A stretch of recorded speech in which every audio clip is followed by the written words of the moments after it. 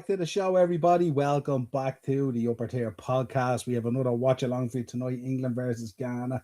Portugal on a mad one earlier with Ronaldo and the boys. Huge result for them as well. But tonight's watch along is England versus Ghana. Let us know your predictions in the comments. What you think of the lineup? Slight difference in the lineup that I have on the graphic, folks. It's Gahey is in for John Stones. So yeah, just a slight error there on the graphic. So you don't need to point it out to me. But if you could subscribe to the channel, hit the bell notification button and drop a like on the video, we would really appreciate it. And we really appreciate you joining us for all the watch alongs that we've been doing. It's been an absolute pleasure bringing them to you. And thank you very much for the support that you've been giving us on them. It's an absolute roaster here at the moment. So we'll keep with it. But let us know your predictions for this one, what you think of the lineups and all the rest of it and stuff. I think this is a very dangerous Ghanaian side with plenty of ballers in there that could do something. Partey taking part in this one tonight, so to speak, because he had troubles with the visa. The visa was filled in incorrectly. But he starts tonight and he'll be a huge bonus for that Ghanaian team. He's a phenomenal player, Thomas Partey. So what do we make of it? This is kind of dare I say, is this like a top of the table? This is top of the table decider, I would have thought, but few changes Thomas Tuchel has made there, obviously with Jed Spence coming in on the left-hand side, and obviously to change Gahey in defence. He would have been very concerned about the defence after the Croatian game. They were the kind of big things that kind of stuck out, But should be a belter. The Ghanaian fans are in there in all their glory and all their colour and stuff like that, sure to enjoy it. Couple of ponchos on there as well. Looks like it has been cooler and duller. Doesn't seem to have the shine that I had before. So the teams are filing out here into the centre circle now. We'll get the national anthem shortly and then we get underway. So drop your predictions. Drop your predictions in the comments there, folks. And let me know what you think of the lineup. Wouldn't it be crazy if Anton Semenyo was to score the winner? Imagine that. That would be crazy, wouldn't it? Yeah, but there you go. Croatia as well need to be really, really careful. They're in danger of crashing out of the World Cup. Could easily happen. So yeah, let us know your thoughts. We're just over 5 minutes away from starting here. They're about to play the anthems now. So we'll take the anthems in. Look at the stadiums, folks. English fans in full voice there, happy and dancing and all. So fairly comfortable, fairly confident as well. Lots of them rocking the ponchos, isn't there? So there must have been some rain and all the rest of it. What a stadium. Look at that. That's a phenomenal stadium, isn't it?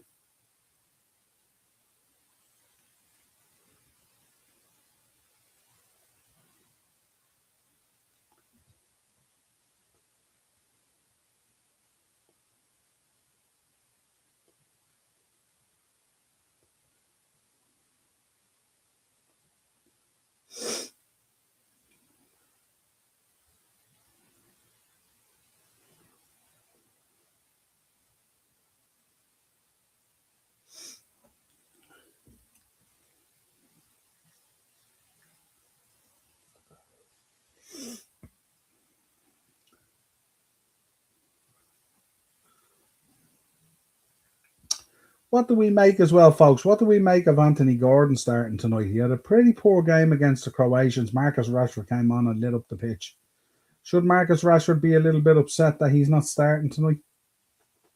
Let us know your thoughts in the comments. Should Rashi be starting?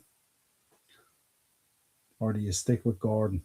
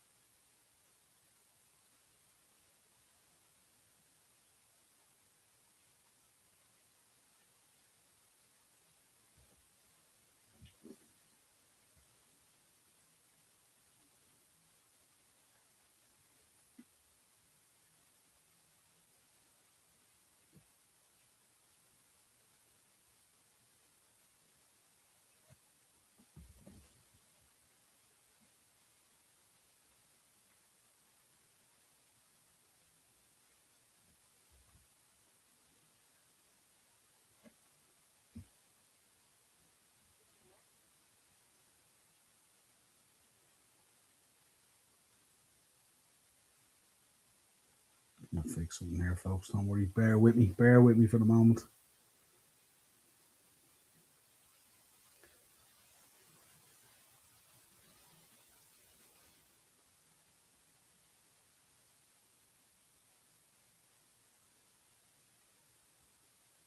There we go. Losing my earpiece. I was losing my earpiece, which is never good in these circumstances.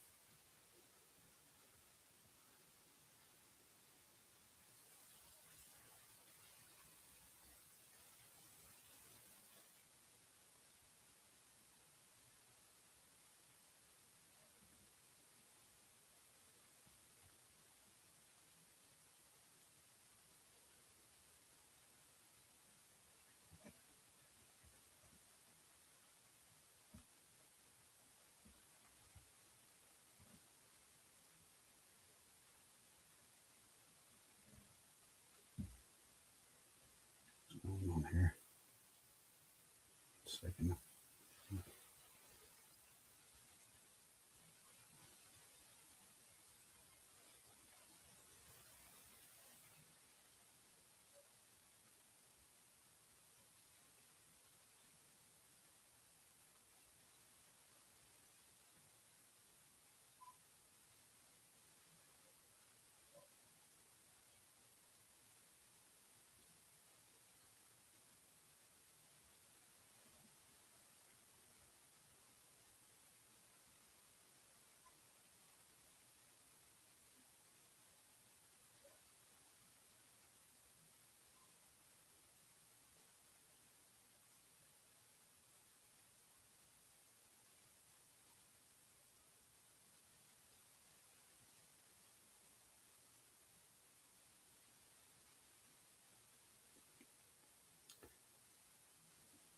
Nearly sound.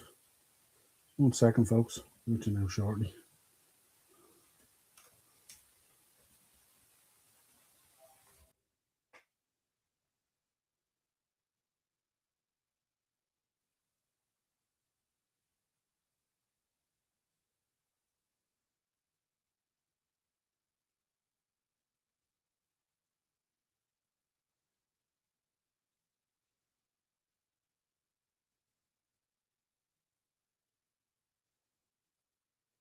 Which is now in 1 second, folks. Just need to get connected here.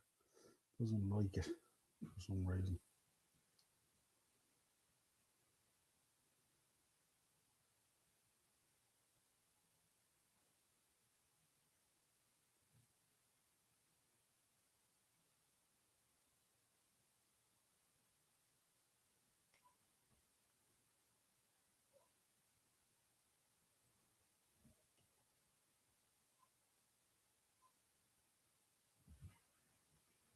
Oh, that was weird.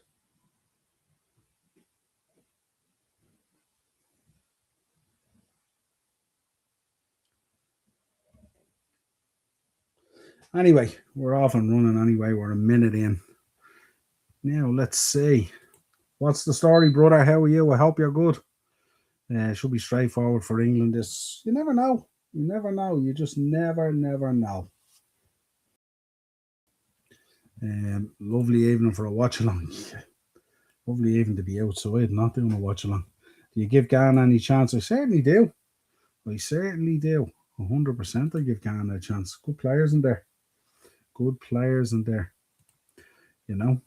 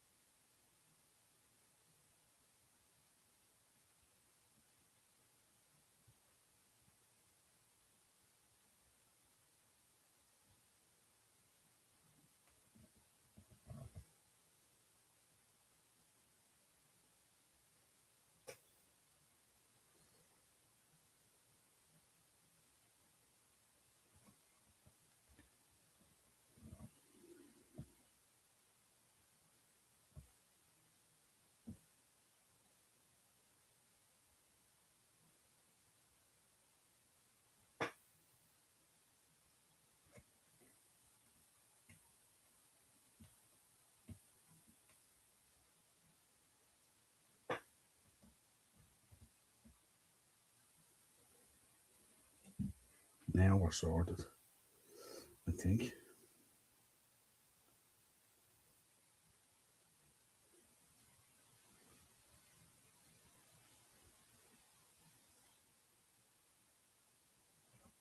What do I get here on the right?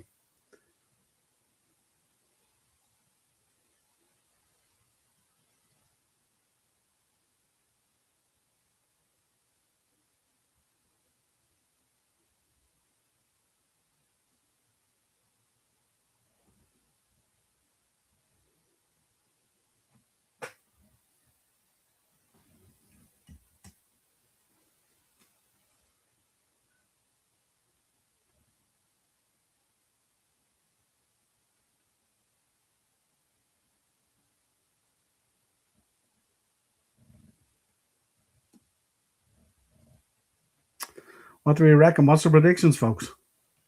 What is the predictions? Big up Anto. Big up Anto. 70% of the crowd are gone. We'll be leaving shortly. Anto, any spoilers on SmackDown? Say nothing. Hopefully a big good game. Yeah, will be. What's the predictions, folks? What do we reckon? Should be goals in it, shouldn't there? Should be goals. I seen the crowd was very low. Was there 6,500, 7,000 or something that they were saying? Seeing some of the TikToks from people in the crowd. No one had it. Definitely don't spoil on here. Definitely don't spoil on here. No, no, what do you think? We in for a good game, legging it home just on Thomas Street now. Yeah, I think so. I think this could be a good game. This is one I picked out. Sure, Bran, I only pick out good games. Ask Keith. There we go. Dino, lads, how heavy is this heat? Actually can't breathe. I have a nice pack on me ball bag. Big up, Sharon. Hope you enjoyed SmackDown. Hope you enjoyed SmackDown. Now, Anton, no, will kill me. Haha, sure, the boys are doing a watch along on Friday. I don't think we are we? No, because I think SmackDown's on the normal time on Friday, is it? What time is SmackDown on Friday? Friday, I'm covering a game, aren't I? Let me check. I'd imagine SmackDown's on at like 1 in the morning on Friday or something, is it? On Friday, which is the 26th. What are we doing the 26th? I'm doing Norway versus France. Covering Norway versus France. It's going to be a belter of a match.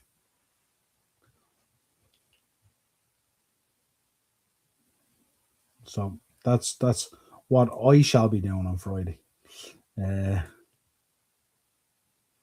This heat is Poxy. Someone I work with, her sister is in France, 42 degrees. I love the heat, lads. I love the heat. Now, I don't necessarily love it when I'm sitting here doing a watch along, but I won't spoil it for you. There we go. It was 2 degrees more in Dubai today than it was in London. London is always really, really warm, isn't it? The weather in London, I'm going over first week of July. I'm going to see the Metallica with Ben. I'd say it's going to be sweltering in the London City Stadium. Would love Ghana to score first just to see how England respond. What did you make of the lineup, Dino? Gay coming in obviously for Stones was an obvious one, but what do you make of Gordon getting another start over Rashford? He was very poor against Croatia. It's 34 degrees here. That's mad, isn't it? England, that London area is always roasting. There's going for a 2-1 England. Ghana aren't the same team as 2010. They still got players in there, Acers, you know what I mean? They still got a little bit of experience and stuff like that. Like Semenyo's in there, Jordan Ayew, Inaki Williams, Partey in midfield. They have players that can do stuff, you know? 1 a.m. 1 a.m. Yeah, it is 1 a.m., isn't it? Yes, it won't be doing that. That's Dano pulling a TED card there. Oh, yeah, people 1 a.m. doing a SmackDown watch along with William, you fuck. Thursday is going to be the hottest day of the year. 30 degrees. Wow. And I'm off for it as well. I think I have a lunch date on Thursday. I have a lunch date on Thursday with one Ed Lindsay off the podcast. Apparently he's working down this way on Thursday, and we said we'd meet up for a bit of lunch. So that's nice. And that's all I will say. I know, I you're chomping at the bit to tell us. I know you're chomping at the bit to let people know. That's the way it goes. These are steaming up from the heat here.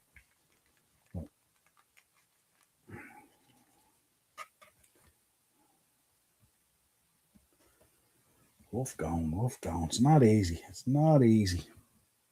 O2 has been great for aircon in the stadium. Yeah, it was. And I suppose, funny enough, if you're there and it's that warm, you're probably delighted it wasn't packed to the rafters, because if it was, imagine the heat then. Sorry. He's ramming Gordon in to try justify the Barca purchase. Rashford should feel very hard done by him on the other day. He was really, really good. Really good. Jed Spence, I can't get my head around him at a World Cup. Don't rate him at all. I'm waiting for Tuchel. He was good. Remember in the championship, Dano, he had a great season, didn't he? Playing for, is it Notts Forest he came from? Didn't he go to Spurs from Notts Forest, I think it was. He was brilliant for Forest in the championship. But I think it was Forest anyway. And but I don't know. Is he playing out of position? You get the feeling sometimes with Jed Spence, he's nearly more. Is he more a kind of a? Is he more a kind of like a winger or something like that than he is like a defender kind of thing?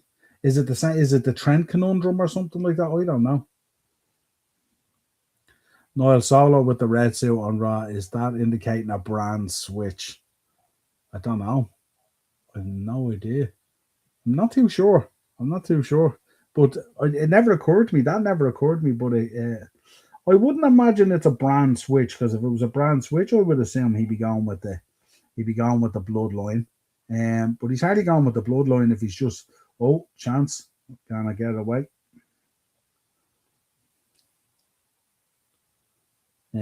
But you would imagine, I don't think he would have been attacking Jimmy then. I wouldn't have thought so if that's the case. It's hard to know. Don't forget to join us tomorrow night, folks, 8 o'clock Pro Wrestling Weekly. We'll take you through Raw. We'll take you through our predictions for Night of Champions, what we think is going to happen. And with all the talk at the moment of Obafemi potentially double jobbing at SummerSlam, having a match on night one against Brock Lesnar, a retirement match, whatever you want to call it, and the second night potentially facing Roman if he wins the King of the Ring. We'll be having a bit of a debate tomorrow night with the panel, and make sure you join us to let us know your thoughts. Is it too soon for Obafemi? Is he getting pushed too hard, too quick? And if he did get the World Heavyweight belt, he retires Brock, he beats Roman. What have creative then got planned from? Does this die like what happened with Gunther and like what happened with Jey Uso? We'll get your thoughts on it tomorrow night on the show. So there'll be plenty of debate there. We also have a bit of history for you, and we also have some notable birthdays. We'll also be talking as well about a topic that a lot of people don't like to talk about, but obviously the anniversary this week of the tragedy surrounding Chris Benoit and his family and stuff like that. That was absolutely horrific. So, we'll talk about it a little bit, but not too much, a rough one, really rough one. Sorry, missed that one. O2 did boxing promotion for Saturday, 29th of August, Queensberry Boxing Night. Nice. No, Solo's just a player. He's cool as fuck. He is cool as fuck there now, isn't he? And he's a likeable fucker as well, isn't he? That's for sure. You think Brock screws Oba and then Jay wins and chooses Roman? So then that could then align with the brand switch then, couldn't it? Because if that's the case, then the Roman contacts Solo saying, "You're on the attack here, going into the box."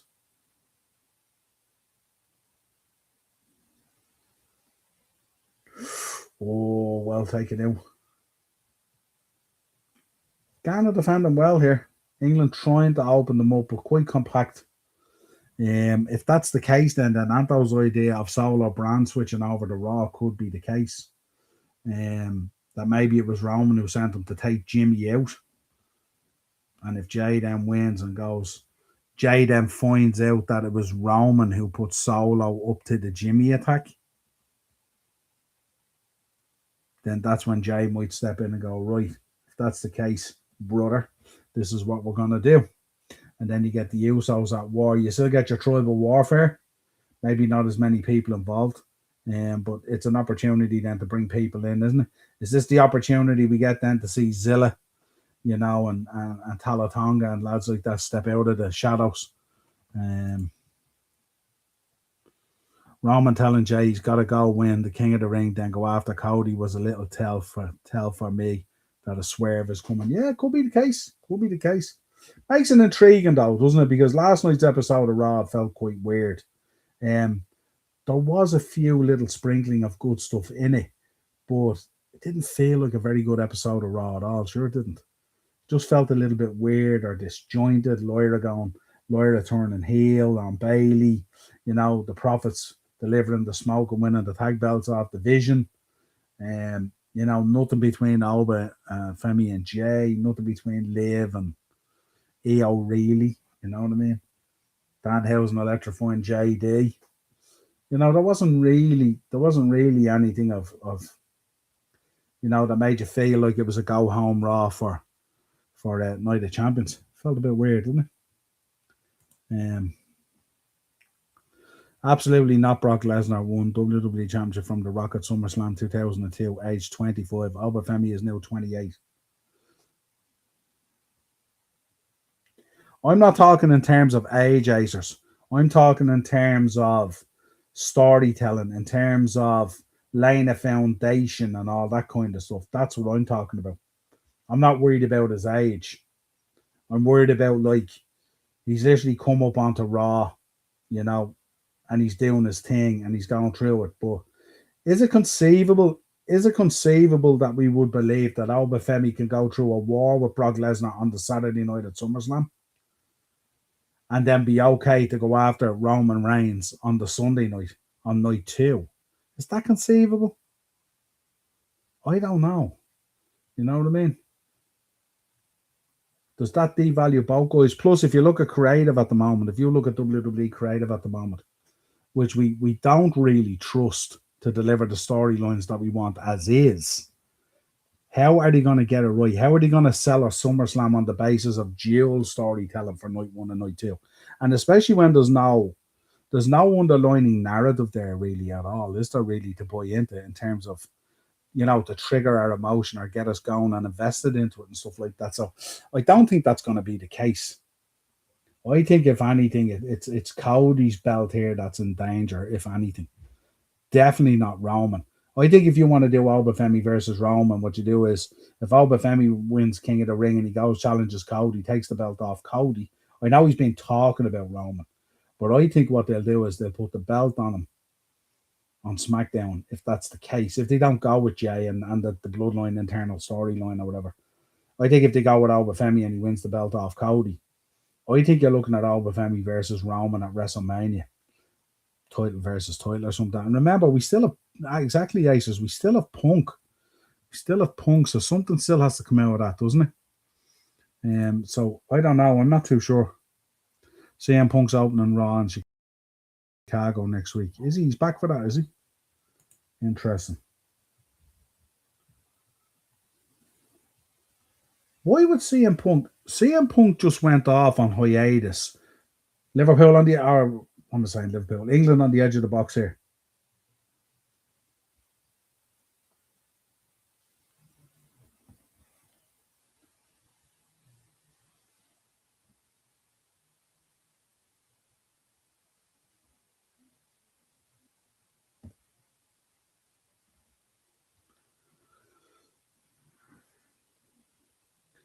Just over 17 minutes, nearly 18 minutes gone here, folks. 0-0.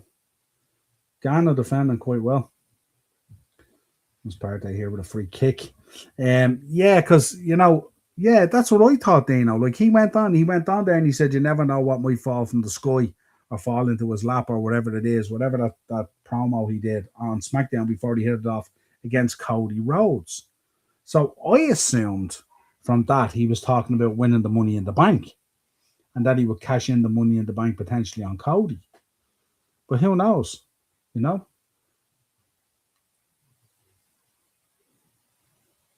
See the dynamic, and we're going to talk about it tomorrow night because a lot of Night of Champions it can be fairly obvious in terms of where we think the result might go.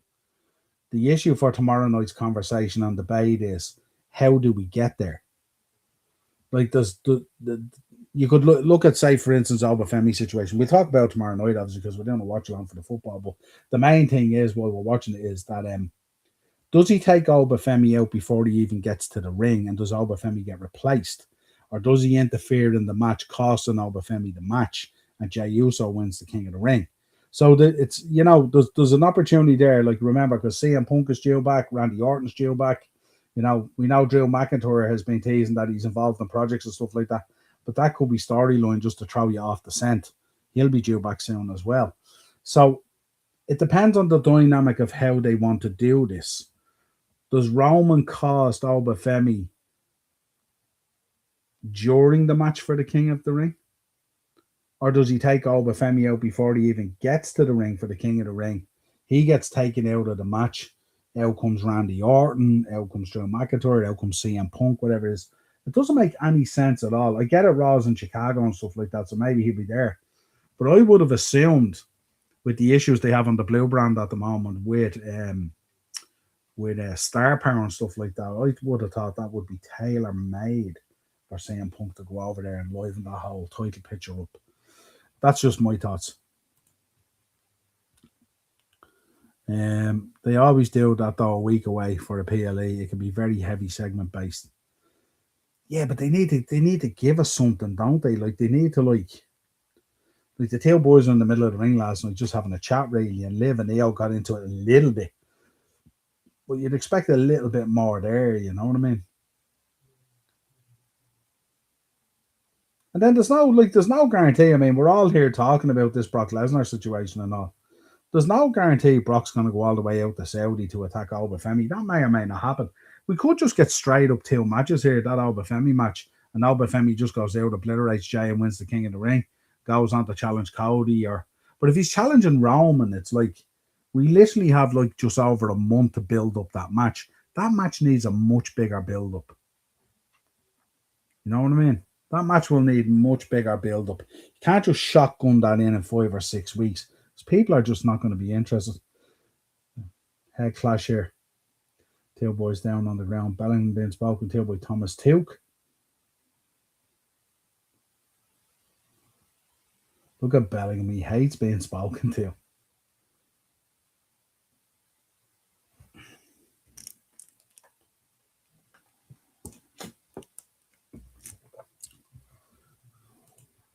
Yeah, spot on, sure. And though, well, we watched the Raw watch along. Well, most of it to see the reactions. Yeah, the reactions were a bit crazy, all right. There he is. Liverpool on the edge of the box here. He's practicing for the Premier League returns. Give over you now, will you? I've had a long old month. I've had a long old month. I've been sweating all day. And my technology hasn't been behaving itself, let's say.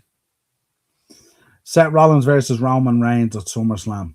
Seth Rollins versus Roman Reigns at SummerSlam. How would we feel about that? See, that's another one. How does that work? Okay, we know the two boys have history and stuff like that, but that's another one that you should be building and building and building. Give us a story. You know what a lot of people saying, you've heard it time and time before. The match is the payoff from the story that they emotionally get us invested in. The match is the payoff. The match can't be chapter one of a book. The match has to be the finale of the storyline. You know what I mean? And this is my problem. My problem is they don't. This is what they're not doing at the moment. Everything is kind of just shotgun moment kind of stuff that they're trying to produce. And the problem is because it's a moment thing, it's that captured in a moment, and then it doesn't lead to anything. The next week it's gone. With a bit of added time on Jordan. Are you getting bandaged up here at the side leaves, got loafed in the back of the head?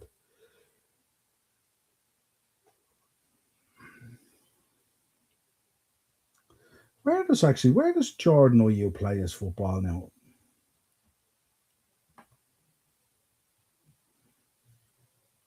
Leicester City. Where? There we go. Yeah, I'm getting ready for the Monaco game. Yeah, that's what it is. Yeah, absolutely, 100%. Imagine, this was the final and they won. John Terry be running down throwing the kit on, wouldn't he? Be taking the suit off. Yeah, it is a big one, all right. What's Reece James like? I didn't see Reece James. He patched up.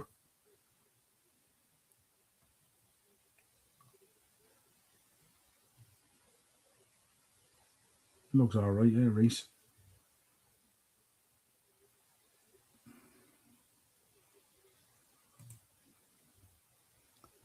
It's a shame only one game on Sunday. Which game is it, Acers? Or has it been? What's the game that's on Sunday? And what time? What time is it on it? Throw into Ghana here on the right hand side now. Oh, throw into England.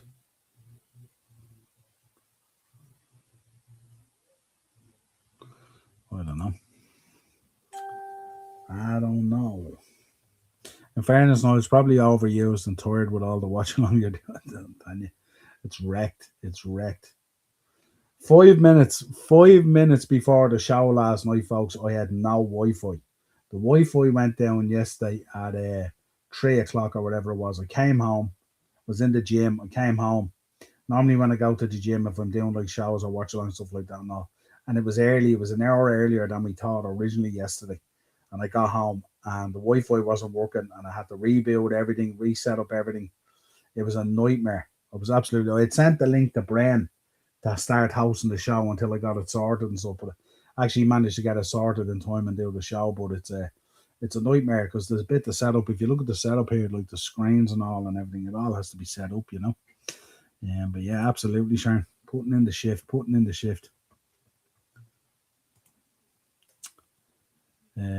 But it takes ages to get to the point. Then people will be saying it's stale and boring and drawn out. No, I think that's what we're missing at the moment. I think what we're missing at the moment is we're not getting enough of that. I don't mean it has to be forever, but like I think I would worry about Obafemi if he's shotgun to the world heavyweight belt with Roman Reigns. I just don't trust creative that happened for him. So look, he practically retired Brock Lesnar at WrestleMania, and then he came out doing some hokey open challenge. They had nothing for him. They had no idea. They had nothing planned. This is what they do. It's crazy. And then he falls on its ass. That's what happened with Jay. That's what happened. Remember Gunther? Gunther, World Heavyweight Champion, was horrific. Coming off that run as an IC champion for God knows how long, broke the record and all. He was absolutely phenomenal as IC champion. Comes in, gets the World Heavyweight belt. Disaster. How old is Jordan Ayew? I remember him in that Swansea team. I can tell you here now what age Jordan Ayew is. Jordan Ayew. He's 34. Check that birth cert. Are we believing Dino he's 34, are we? James back on, no issue yet.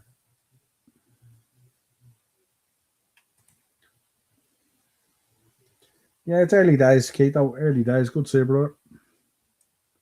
Opening game of round 32, 8 p.m. Yeah. And then we have a lot of games clashing, haven't we? Because both final games in each group have to be played at the same time, don't they? So I noticed that the other day when I was trying to book. Don't forget to check out, folks. We do have the watch-alongs up there. We've got Norway versus France and England versus Panama coming up. So stay tuned to that. We've got Pro Wrestling Weekly as well tomorrow night at 8 o'clock with the panel. So that should be a lot of fun. Make sure you join us for a bit of crack. Exactly, Ted. This is what I think. And I'm not devaluing him in any way, and I'm not saying he's not good and all this kind of thing. But so many times we've seen these situations just fall on their arse. And there is such a want at the moment going into a hydration break here, are we? And the worst thing about it is, our want to see change, our want to show us to get better, whether you're into the bloodline or you're not into the bloodline, or you want to see the belt off Roman, you want to see change.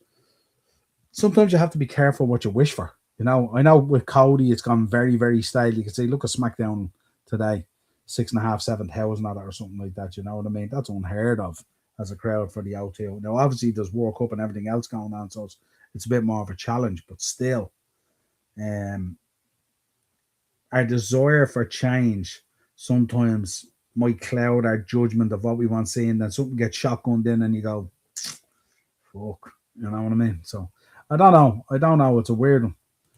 Let me know your thoughts. I'm not sure. See, Bertha doing the Julian Alvarez swap deal with Yerkes and 60 million. Are they gonna do that? Are they actually gonna do that, or is that just filling pages on a newspaper or on a website? How would they value like what did they pay for Victor Yerkes? Was he 60 million or something like that? The value in Julian Alvarez are 120 million. This transfer window is gone mental. Mental. Players now I seen there, did I read this morning or something? That there was 80 million offered for Tonali and they're holding out for 100. Look, at Newcastle just stupid. That mofo was about 34 when I was 20 and I'm 40 now. Not believing that, yeah. 100%, you know. That's why I asked you. That's why I asked you. Bohemians versus Pats Friday night at 8 o'clock. That could be a dual watch along. What time is Friday, if I'm right, is it Norway and France? Am I right? 26th, Norway and France. Yeah, 26th at 8 o'clock. So we might be able to set up a jeweler. We see can we set up a jeweler for it maybe. Might be able to do that. But don't forget tomorrow night, folks, we got a double header as well. We've got Pro Wrestling Weekly on at 8 o'clock with the panel. And then we have Scotland versus Brazil, the watch along. I think it's at 11 o'clock. So we'll be live about 10:45 for that one. Crack open a beer, a 0-0, whatever you want to have. But double show tomorrow night, so we'll be flat to the marquee. Poker will be happy, or Ted, I should say. Ted will be happy because we're staying into the early hours for Scotland versus Brazil, which should be a belter. Remember when Braun Strowman was super red hot, and that fell flat very good. Absolutely, and this is the concern. And the thing about it is, we don't want them to fall flat. If they push the button on it and they want it to happen, then do it right. You know, creative.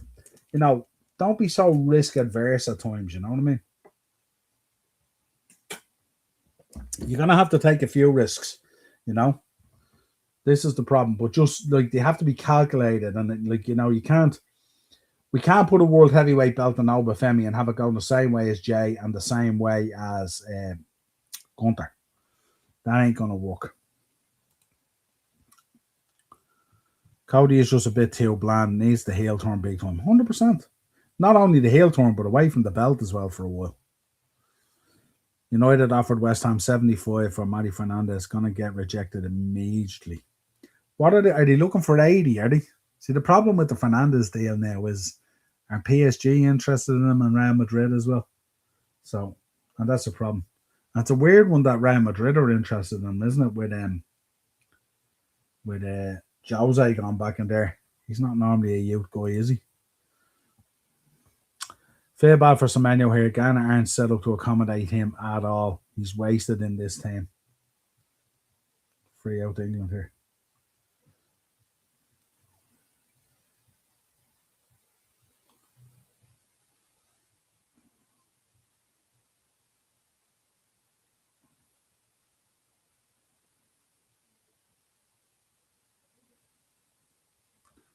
Early days. 32 odd minutes gone, but they certainly look a little bit more solid at the back, don't they, England? Is that fair? How impressed have people been with Elliot Anderson, folks? He wants to be involved, doesn't he? He's always looking for the ball and stuff like that. If you watch Elliot Anderson, he drops deep and all to pick up to dictate the play. Same here now. Really, really good. I like to say that. Like this guy, this is a big platform and a big level for him stepping up into. And he's just seamlessly fitted in. He wants it. Look at how much he wants to be involved. Great to see. Great to see. Really, really good player. I ain't valuing him at 120 million now, but Man City will probably end up ponying up whatever Forest want. Wakey with a lot to do. Ball falls to Bellingham. Back with Bellingham edge of the box. Out to Jed Spence. Drifts it back out to Wakey. Bit more room this time. Ball in. Cleared. Thomas Partey back there doing the job. Semenyo working real hard here for his team. He knows these guys. That's a free kick. How good was that from Semenyo? Look at that. Elliot Anderson being that destroyer there. See him trying to break up the counter straight away. How they want to play. Yeah, it's gonna be it's gonna be a tough night at the office for him. You know, that's for sure. Like, because I mean, he'll have to do some unfamiliar work that's hard for a guy like him to digest. But there you go. England player, awful football. If they're as good as Shearer and Co are saying, then why not go on the attack? It's so flat. Well, we know that England, we know they got off to a good start the other day. They had a bad first half, really, by their standards, but came alive in the second half. So, Gordon with a ball into the box, headed away.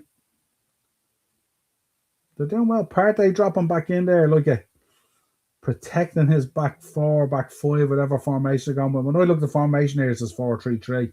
It's not playing 4-3-3. It's playing more like a 5-2-3.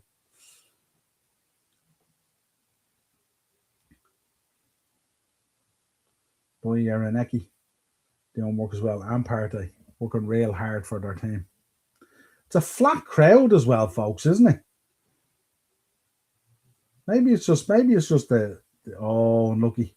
Maybe it's just the Madueke here with a throw now on the right hand side. Maybe it's just the weather's a bit kind of off as well. Maybe, you know, it's very, very flat. Like, starting to come alive now. All right, 242 passes England completed to Ghana's 32. That is a serious level of dominance, but they haven't created a whole lot. You know what I mean? I think when pushing somebody, you need to know there's more to them than look how big they are. Yeah, absolutely. And don't get fooled either by, like, you know, the dance and the crowd and all that. You know what I mean? Like, because it's just, that can be very short lived as well, you know. Me and Dave are doing a live NBA show tomorrow as well. Yeah, I forgot about that as well, actually. Yeah, the boys are live as well. I think it's 1 o'clock, is it, Keith? Let people know it's 1 o'clock. They're covering the NBA draft tomorrow night. I think it's 1 o'clock. So there you go. I should be just finished at that stage. Fernandez has been relegated 2 years in a row and he's not worth more than 50. Shout. Do we look at teams that way though, folks? If you're in the chat, make sure you smash up the likes as well, folks. Batter those likes up, yeah. Do we look at teams like that when a team is relegated? Is that a ball into the box? Just underneath it. Unlucky Declan Rice just got underneath it, couldn't climb high enough. That's Harry Kane on the end of it's in the back of the net. Brilliant from Madueke here. Brilliant. And what a ball in. Beautiful ball in. Gordon hoping he'd miss it. Gordon was about to absolutely rally that. Did you see that? Yeah, when we're talking about teams that get relegated, I mean, obviously teams get relegated, but there's obviously good players there and players that people want and players that people don't want. Should it really impact on the valuation if it's a player that you see and that you want and you've done your diligence on it and stuff like that? No. Realistically, this year, if you look at West Ham and the way they went down, would you really be putting that at Mateus Fernandez's door? I mean, he was a standout player for them this year. So I don't know. The market's going to see this. It started off with this whole Elliot Anderson and Anthony Gordon situation, and that's kind of messed up the transfer window, basically, hasn't it? Waiting 2 hours for second half that French game was far too long. 100%. Why would you wait? Would love Liverpool to go in for Tonali or Anderson. The money is there. We are crying out for an Anderson.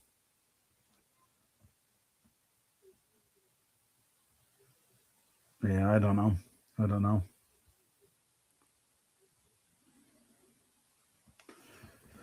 Be interesting to see.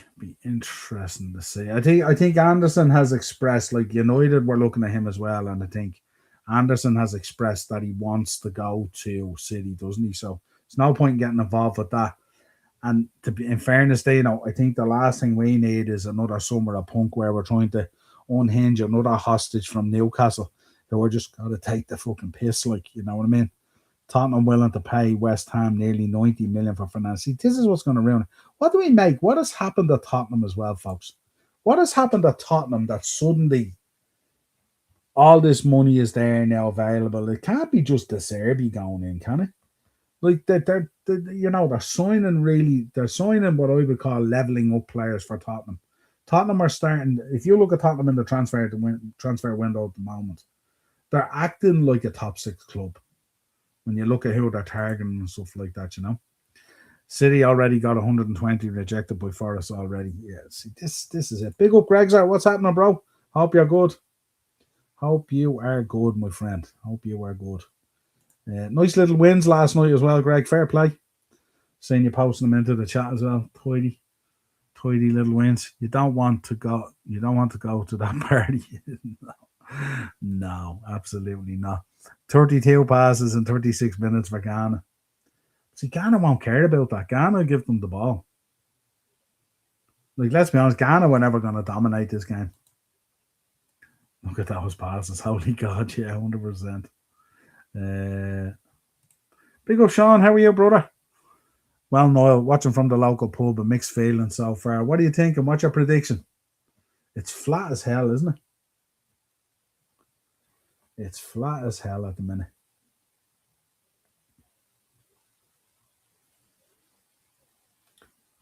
Five minutes plus your three, probably 7 or 8 minutes, isn't it, with the stoppages on the hydration breaks that Ted loves.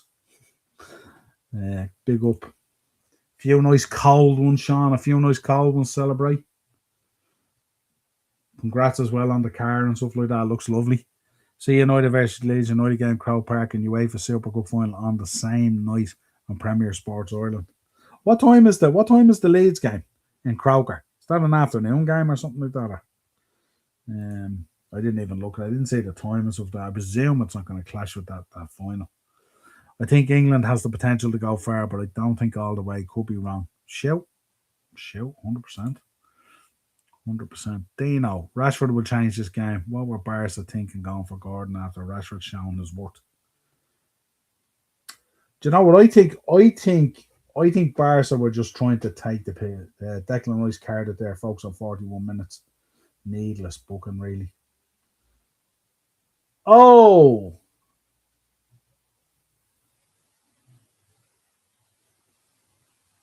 Yellow card.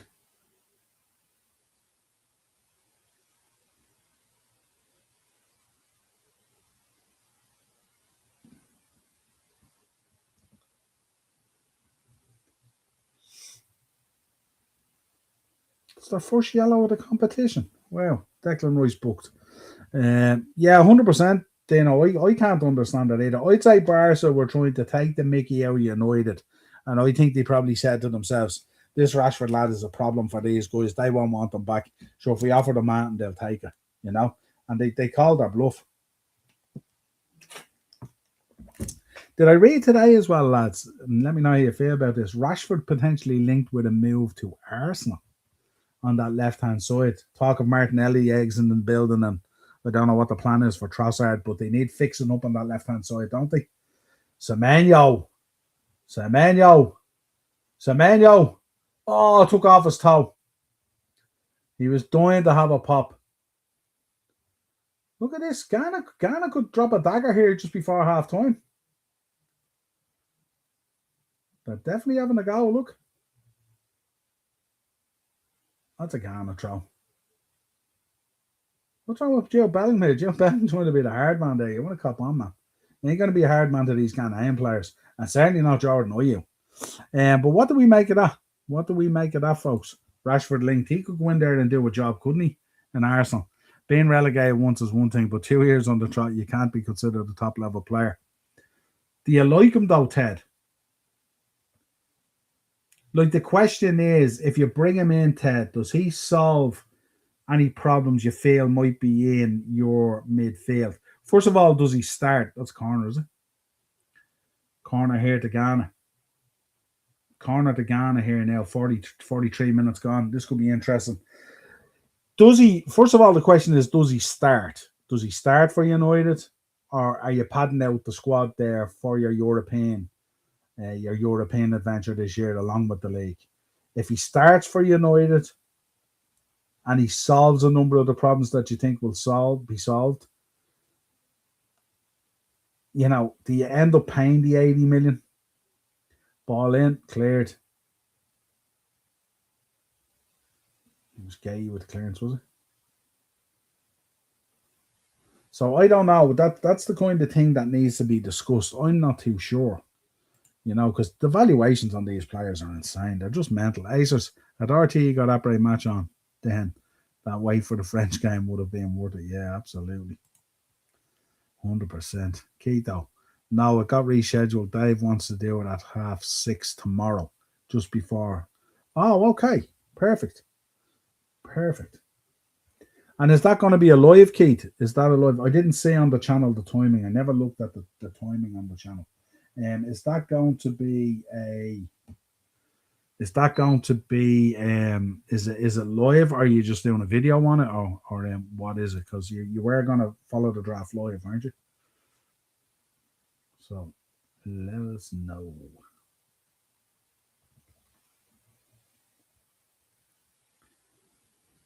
See Tottenham being linked with Rashford for 45 to 50 million. I didn't see the Tottenham being linked with everyone at the moment because they've obviously found this.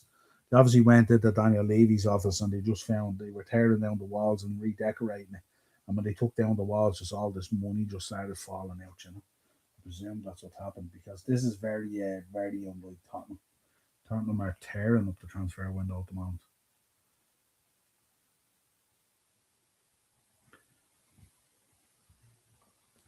Stadiums look amazing, folks, don't they? Myself and Dana and the boys, we've been to a few of them, but they're different gravy. Definitely different gravy. That's for sure. Um,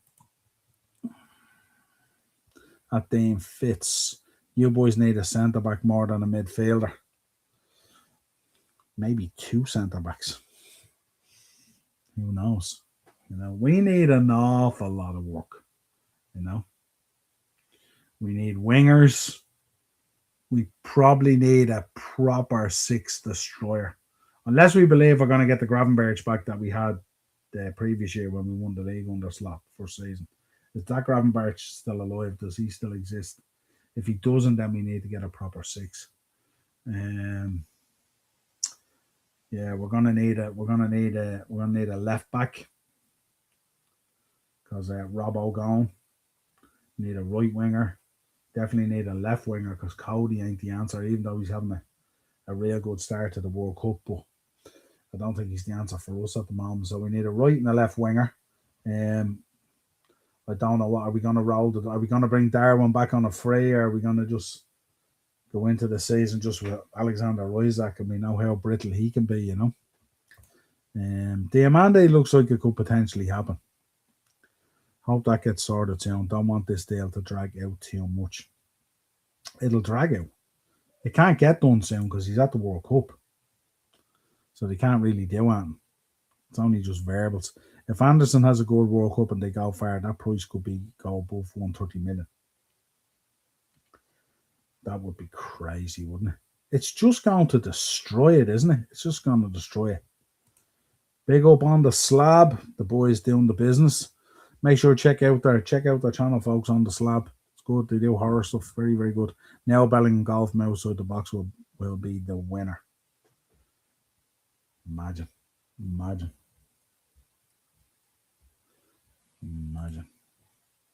8 minutes added on. Is it? Or 6? 6, I think. 6 minutes added on. Royce was lucky there. Should have been reviewed. That studs on the ankle. You reckon? Spot on, Dino. Could have been looked at. I'll drive him to London. There we go, Rashi. Yeah. We have to let Rashi go. Yeah, I think it's the wages thing, isn't it? It's the wages thing is the real problem. He burned his bridges with the club and the fans with his post thanking all the clubs bar United. 100%. Ghana starting to come into this a bit, sucked up what England brought and now going at England, which is refreshing. There you go.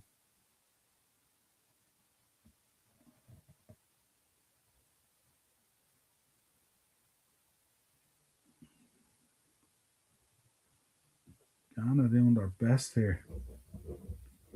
Ghana doing their best. We're in the what, 48 minute? We're in the 48 minute of 6 minutes. Um, I don't know that he starts, to be honest. Is he in ahead of May now?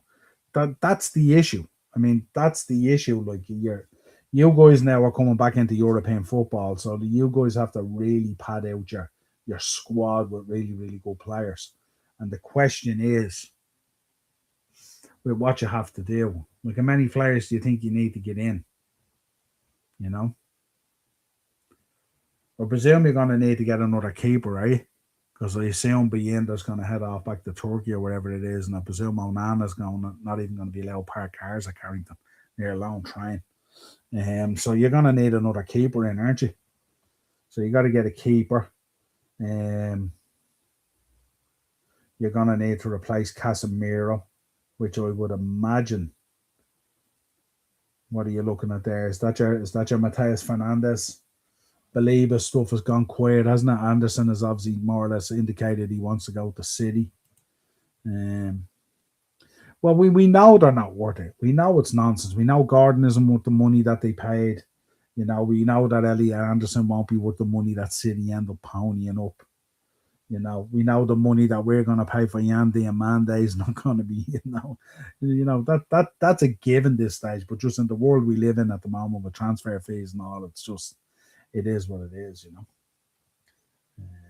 Very, very difficult. And it ruins the actual market then, you know what I mean? Because then the market is dictated then by these initial transfers. Because that sets the narrative. And then everyone, as Dino says, if you're at the World Cup, you're going up 10, 15, 20 million if you have a good World Cup.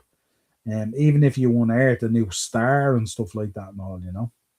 We've done shows on the scouting and all at the clubs and stuff like that in the Premier League and all. And in reality now, the amount of money that they're pushing out because they're so cash rich from the broadcasting rights and all the sponsorship and everything else that goes with it, it's absolutely insane.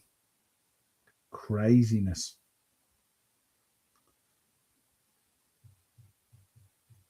Thomas Tuchel will have a bit to say here. We're in the 50th minute now.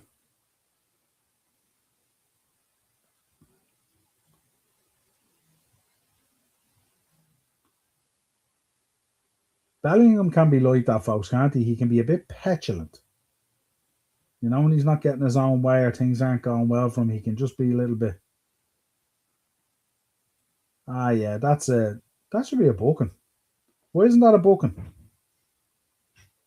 He made no attempt whatsoever there to play the ball. Why isn't that a booking? Did he book him?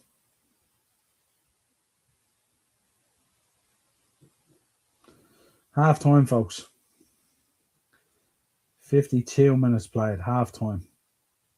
0-0. Ghana be very happy with that. Tuchel will have a lot of work to do. Yeah,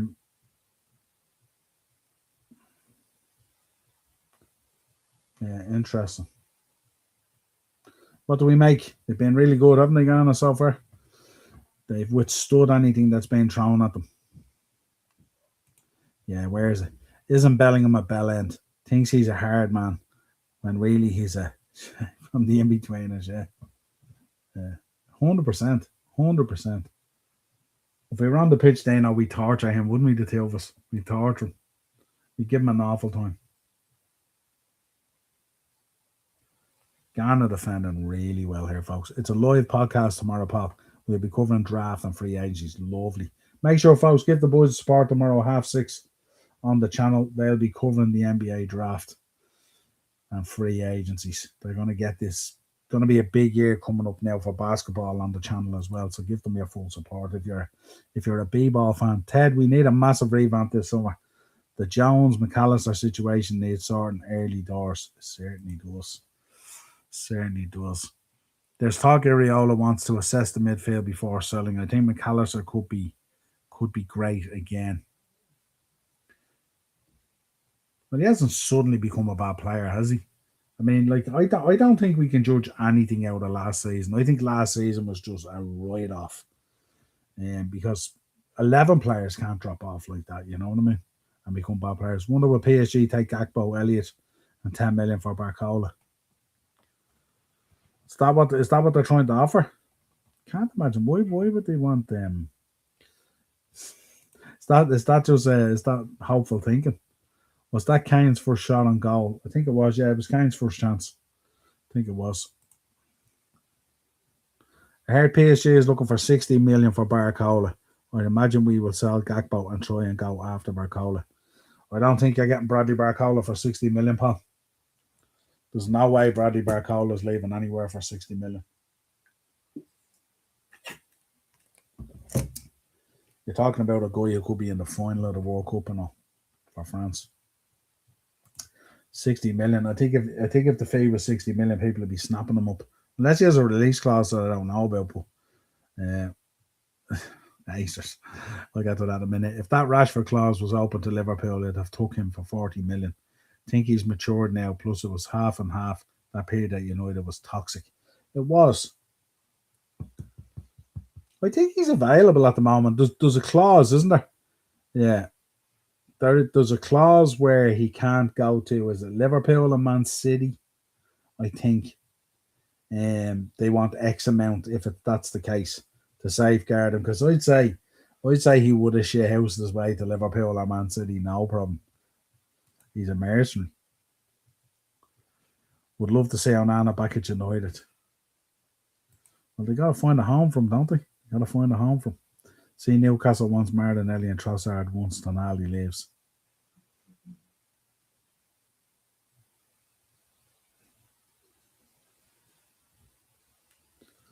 Interesting.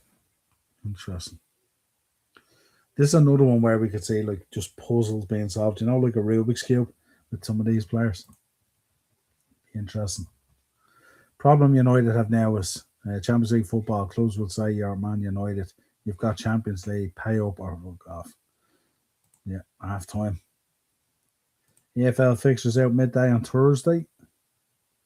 There we go. Half time. Bellingham giving it loads at half time. What a flute. Mad. I think Ghana could get a draw here. Gordon be whipped now. They'll definitely make changes, won't they? 100% they'll make changes. Imagine me and you on a football pitch together. We'd be wearing kneecaps like Alba and his giant Cocoa Pops. Imagine that clattering Bellingham with them, giving him a smack at the necklace. Quality. Keto, not a hope 60 million gets Barcola. North of 80 million, I reckon, yeah. Absolutely, 100%. Right, folks, catch you in a few minutes, yeah? Gonna try and go out and cool off.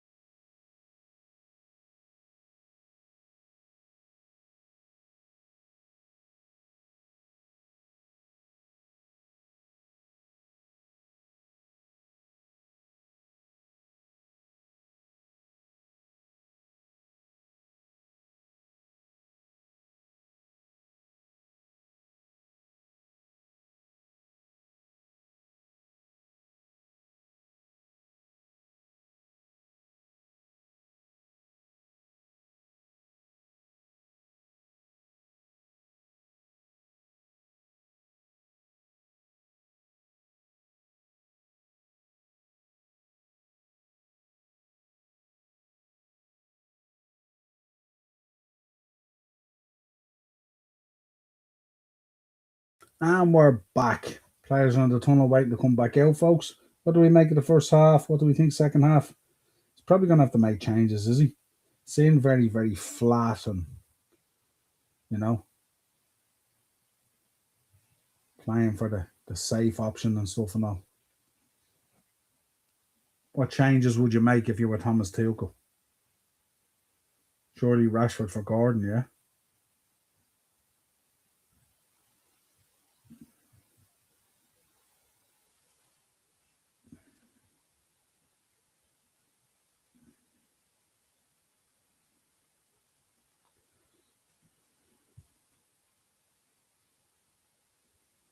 Smash up the likes, folks, as well while you're in there.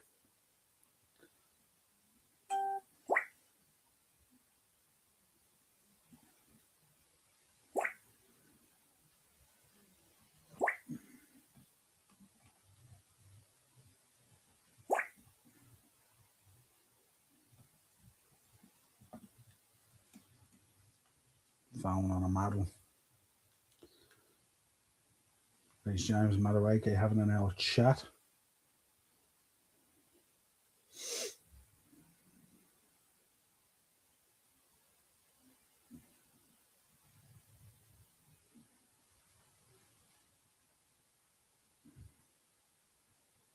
Also, Menyo, he loves a good old huddle, doesn't he?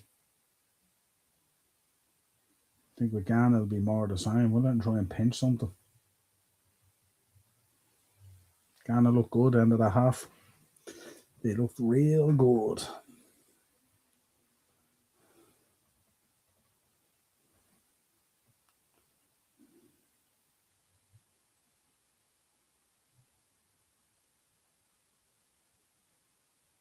The countdown's mad, isn't it?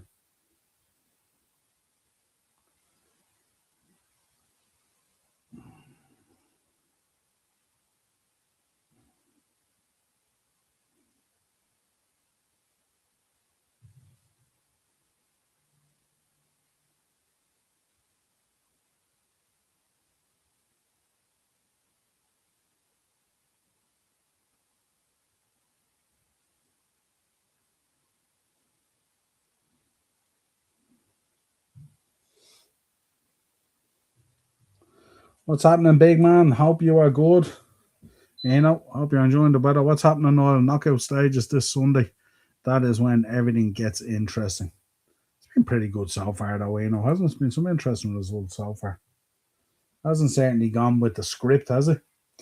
Although when you see the likes of Haaland and Messi and now Ronaldo in the shake-up, it was this fake Rice playing for England. Yeah, first half. Yeah, but remember, they didn't have a great half. Remember, the first half against Croatia wasn't great either, remember. Once they made the changes, they came alive. Who would you change, Ted? Who are you taking out based on that first half? Gordon, obviously, for Rashford, yeah? What else are you taking out? You bringing Mainu in? Madueke did all right, are you? So you don't need to bring in Saki. You keep Madueke for the moment? Or do you change it?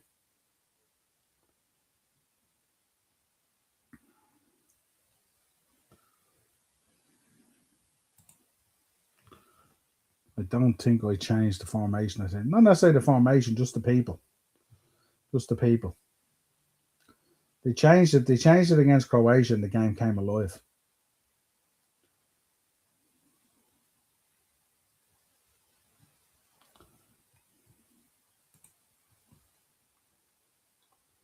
What are you thinking for Rice, Ted? Would you bring Mainu in, or what's the other options there? Gordon, definitely. Breaking news: France boss Didier Deschamps flies home from World Cup after death of his mum. Oh, that's very sad, isn't it? That is very sad. Big game coming up on Friday as well against Norway, top of the table decider. It's very sad. So our thoughts and prayers obviously go out to Didier Deschamps and the Deschamps family as well. Very sad losing your mum. Really tough, as I well know. Really, really tough.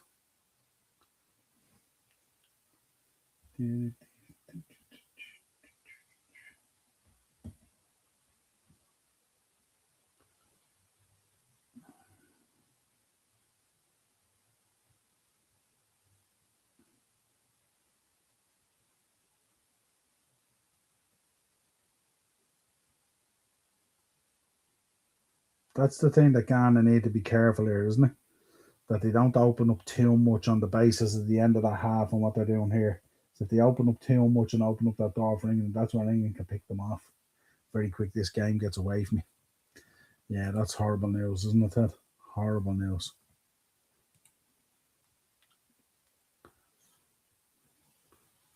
But General Mbappe will take charge like at Madrid.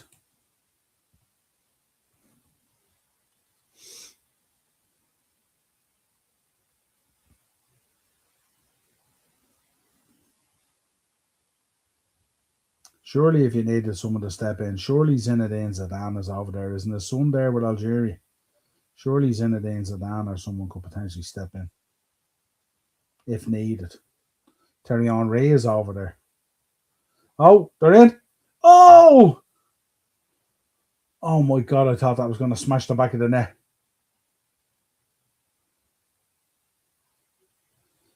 God. Wow. What an opportunity. Ghana. That's a wake up call now for England. I think Tuchel needs to make changes here. This is as flat as a pancake. England team formation seems all right. Nothing to change there. I don't know. I don't know. Look at all the ball they had. Look at all the ball they had first half. All the possession. What was it? 79% possession or something like that. 400 plus passes in the half. Nothing produced from it. One chance for Kane. That's not great. Gary O'Neill, new Ipswich Town manager. I expected that. Looking at the candidates the other day, I expected that.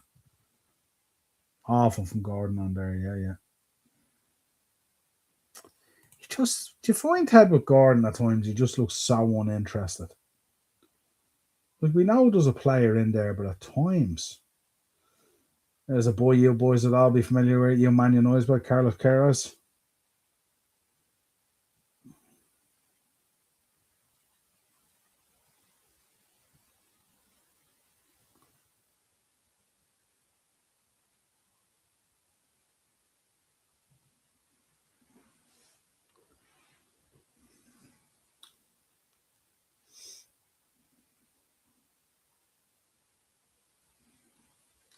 Bar that chance there, I think that the back line for England has looked a lot more solid, hasn't it, with Gay in there over Stones.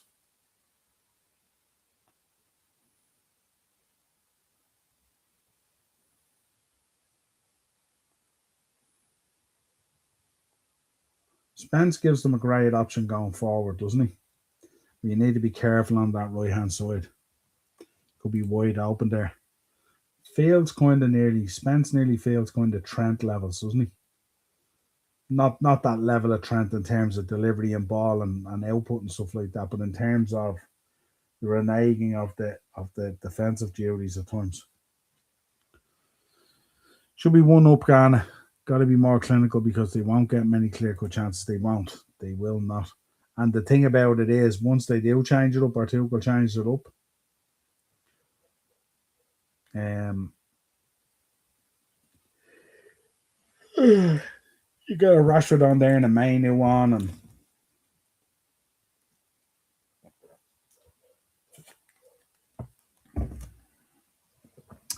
I think there's a player there, but not one that's as good as people seem to think. Honestly, think Newcastle was a ceiling. It's the maddest thing ever, isn't it, to see a Barcelona jersey with Anthony Gordon on the back of it? It's just mental. Like, what do they see, Ted, that we don't see? And we're just like content creators that sit here and love football. And you guys do fantasy football and all, so you guys know the stats and all inside out. But what does Barcelona see? Like, how does Barcelona, Dino said it earlier, how does Barcelona look at that Rashford situation and like say, Anthony Gordon is the guy, not Marcus Rashford? I don't know. Free kick the Ghana here, is it?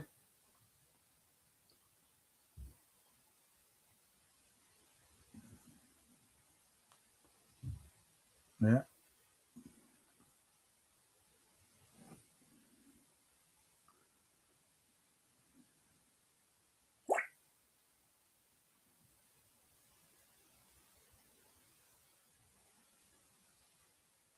all the way through.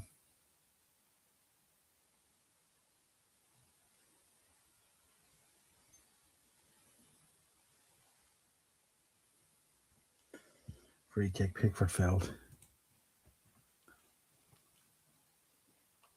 What do you mean by that, Acers? Players with a little bit of flair and, have a moment in them or something like that, because that's not Tuchel's stick. What's going on here? Well, he was in the wars here, isn't he? Yeah, I don't know. I don't think Thomas Tuchel looks at players like that, and players like that for him give him sleepless nights, I think. You know?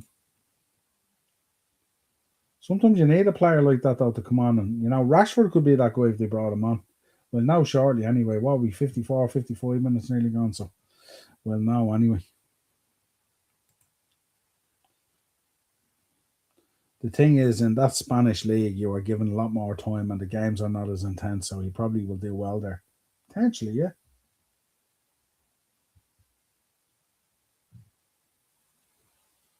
Do you know what I'm probably predicting, Ted, as well, that we'll get into this registration bullshit for La Liga. This registration bullshit for La Liga where they buy players but they don't send the envelope to La Liga, stuff like that, and they end up not getting them registered. What's Kane trying to do here? That's ridiculous.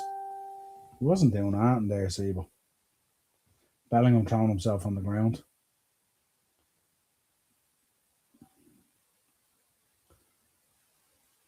They're getting a bit anxious here, this England side, aren't they? Very simple. Barcelona bought Gordon because he has selling value. Selling value compared to Rashford doesn't have. You think? What in terms of selling value? What do you mean by that? Barcelona aren't going to make any money back off Anthony Gordon because no one's paying more than what Barca paid for. Not in any world. But I don't think there's no selling value in Gordon there. Sure, they're after chalking up the wage from. Like what did they pay for him? 70 million. Like he's not 80, 90 or 100 million player. Like, so how are they going to make money on him? And that's assuming he works out. I don't think that's been the case. Smash up the likes, folks. Yeah, smash up the likes. Let's see. This is a bit tense here, isn't it? Interesting stuff. Feels a bit tense.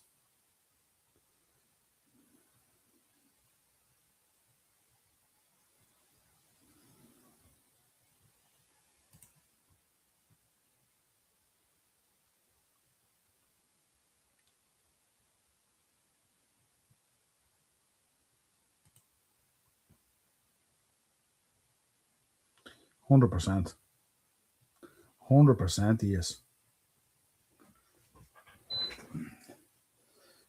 We can't forget how good Rashford was. Remember those couple of seasons when he was just insane. They're moving a bit quicker now, aren't they? Edge of the box. Edge of the box. Madueke. Oh, deflection and header. Oh, edge of the box, Gordon. Straight down the neck of the keeper. Livening up now, isn't it? Livening up now. You're obsessed on this Vindaloo song, my friend. It's a terrible England song as well. I want John Barnes. I bet you any money Rashford wins this game within 10 minutes of coming on. I think so. It is getting very tense now, isn't it? Good block and the header.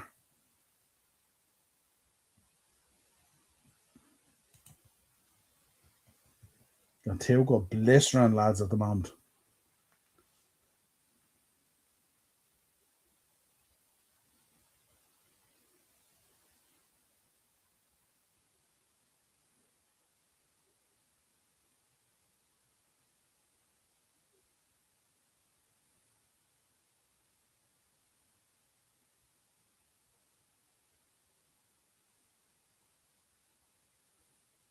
Good work from Opoku there. England turning it up slightly here, aren't they? Gordon very overrated.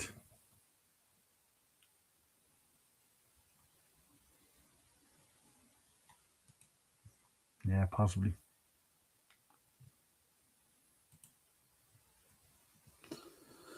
Yeah, but Rashford isn't worth 250 grand a week in any stretch of the imagination. But your 250 grand a week now, Acers, is the norm, isn't it? Anywhere around the 200 grand a week now is pretty much the norm. Like, don't dilute as well what Rashford did for Barca this season. I mean, a lot of the games I seen him playing, he did pretty good. Like, you know what I mean?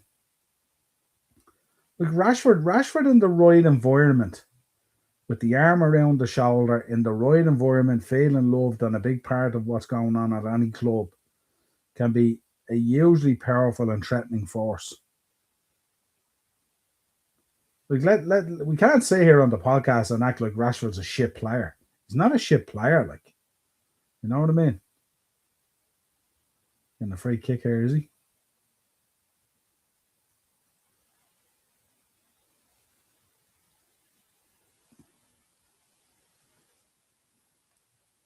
Mackie Williams, yellow card for the tackle on Anthony Gordon.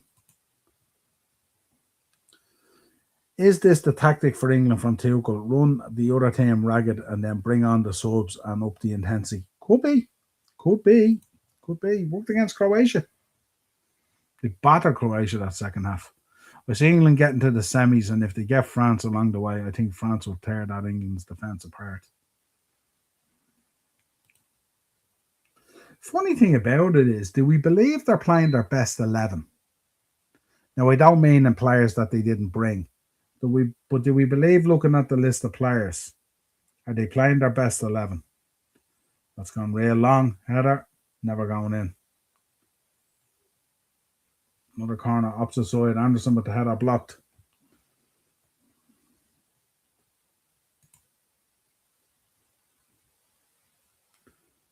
I don't know whether, I'm not ruling it out, Ian.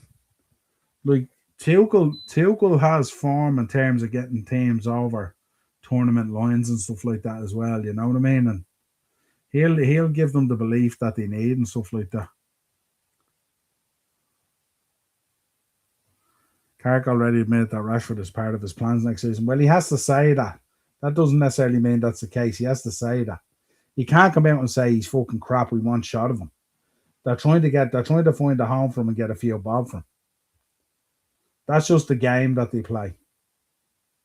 As Ted said earlier, with the stuff that he said and the stuff that he did, but then I suppose you could welcome him back in the first few games if he plays well. But the fans are fickle that way. But the fans really care what was said.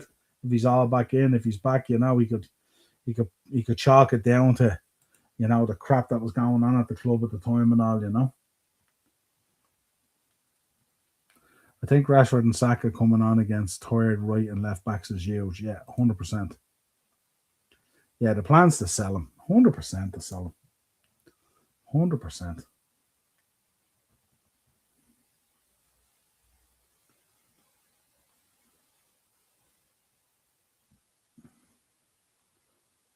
Got the ball. Ref. Ref. I don't think did the ref call this? I don't know. I think that's a bit hokey, that one, isn't it? I'm not sure about that one. It's definitely a foul looking at the replay. Thomas Partey going in. Did he get him? Yeah, I don't think he got him.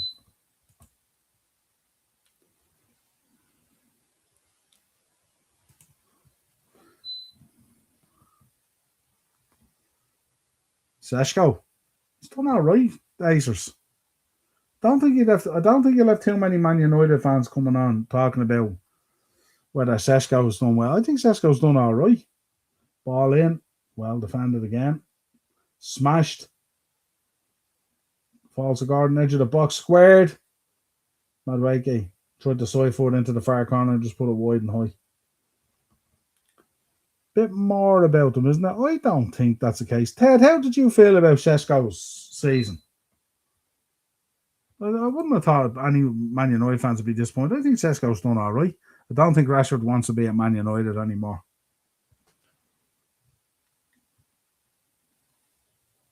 Again, I think in the right environment and all that.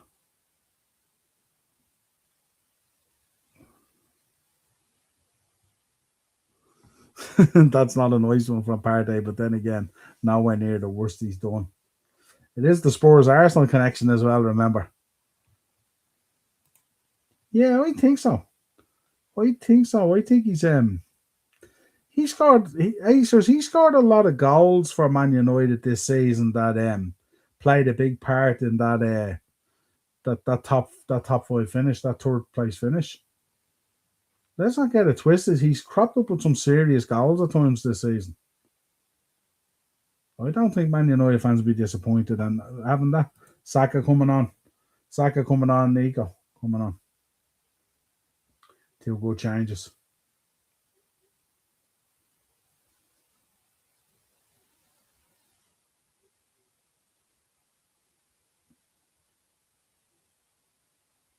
Nico's a baller, isn't he? A lot to like about Nico O'Reilly. He's a real good baller.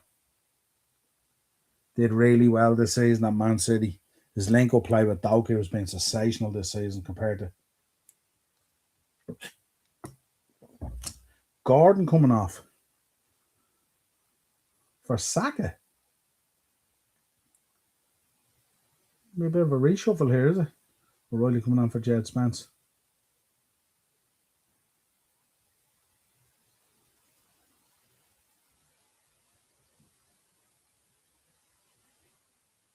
Are they reshuffling here, or is Saka going to operate on the left? I'll have to have a look at how this goes.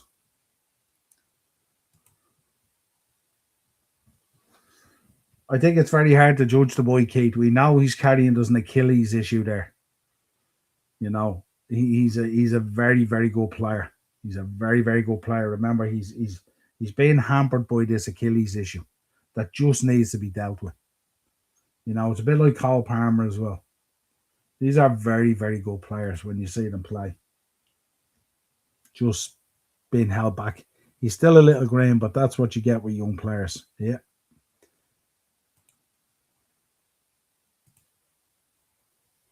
I don't think. What am I doing? I don't think. Has Madueke been the worst? Weird putting Saka on the left though, if that's the case. You off as well for Adu Prince Adu coming on.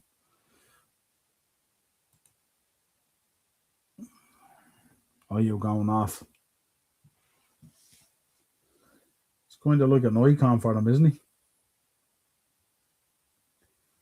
Switch Madueke to the left. Interesting. They're in. They're in. Oh, he's after hitting them there. Oh, no way, ref. No way. No way. Pickford came flying out and hit him. No. I want to see this back.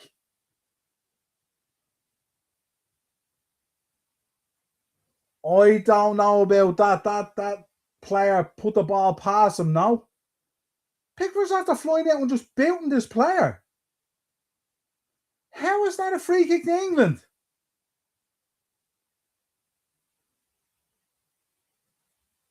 How is that a free kick to England? That's insane. Lads, what do we think? Yeah, he has been good.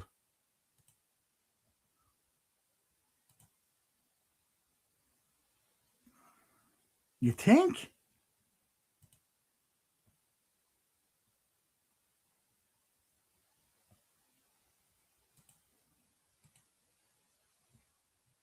They have up the tempo now. You're right.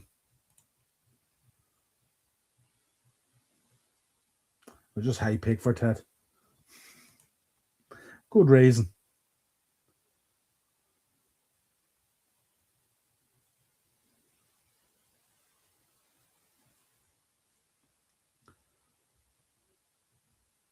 Acers made the point earlier, folks, about Jack Grealish. Are England missing that kind of spark, that player that can, like, bring that kind of, oh, edge of the box? Kane, good save. Um, do they need a player to bring just that little bit, that little bit of a moment or something to unhinge a team like Ghana? Or do we think what Ted is saying is right, that they'll run out of a bit of gas eventually and they bring on players like they did, and that's where they'll get found out?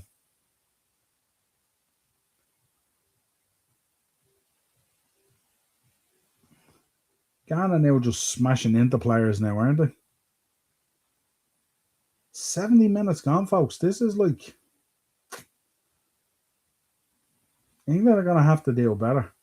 I was actually talking to a guy, we were in the gym earlier. I wasn't in the gym, we were in the jacuzzi and we were chatting away and we were talking about England, Ghana, and he said England should handle these boys, no problem. And I was saying, listen, don't sleep on these African teams. They're serious. The physicality is insane. And they will absolutely walk through walls for each other. There's no doubt about it. You're not going to unhinge these that easy. Jamaica. Players like Grealish aren't liked by big teams anymore. So much creativity, but they don't play in rigid systems that are favoured now. Yeah, spot. That's what I'm thinking. Like, he's not a Tuchel player, but is that what they're missing? That's a poor. That's a poor header from someone of that quality, is it?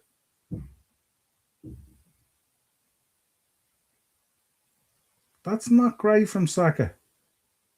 You expect better there on an opportunity like that. Yeah, shout that 100%. They are missing like a Stevie J or Lamps to get them over. Hydration break, folks. Everyone getting jarred up now. Everyone going in for the cup of tea and the custard creams.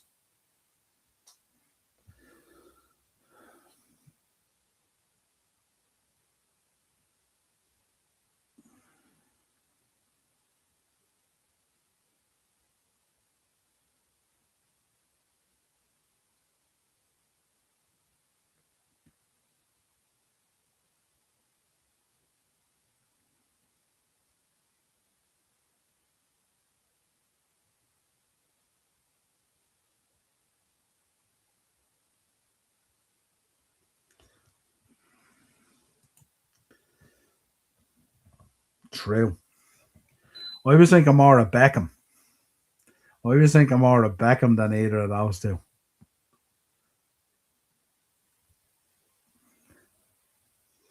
The midfield always seems very workmanlike, doesn't it? You have Anderson in there and Rice, very workmanlike, and then you have Bellingham trying to put the gloss on it.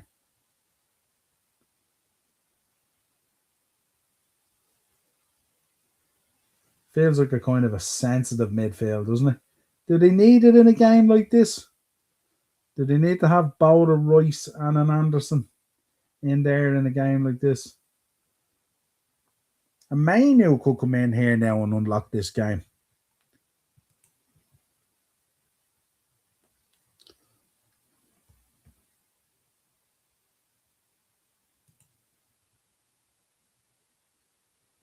The general standard of football on an overall is better now, but it's very rigid and very sideways. Football in the 90s and early to it's much better when flair and creativity were loved, yeah.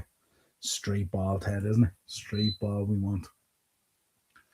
For the clubs, they were, Keith, but for England, they weren't. And certainly not when they played together anyway, that's for sure. This feels like this game is going to be decided on a deflection off someone's backside or something like that, isn't it? Or just something weird. Doesn't feel like it. Ghanaian fans, look at them, loving life. Fair play to them. Bit of AC/DC Thunderstruck, baby. It's the highlight of the match so far.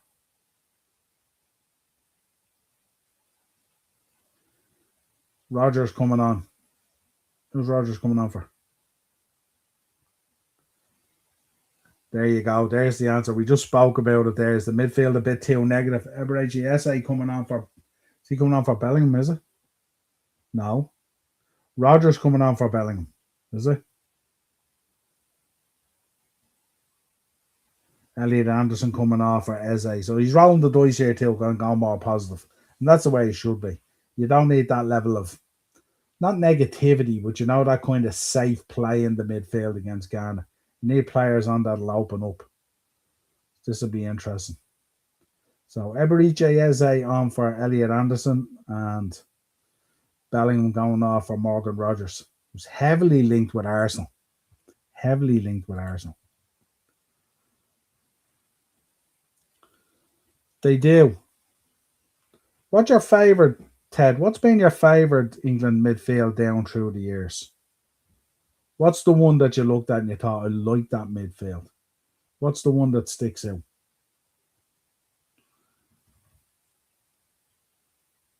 Yeah, we just spoke about it. We just spoke about it 100%. You could see them a bit more on the front foot now. The only thing is you could see Ghana now having a bit more potential opportunity on the break now because Anderson was the destroyer in there, wasn't he? He was killing the counter.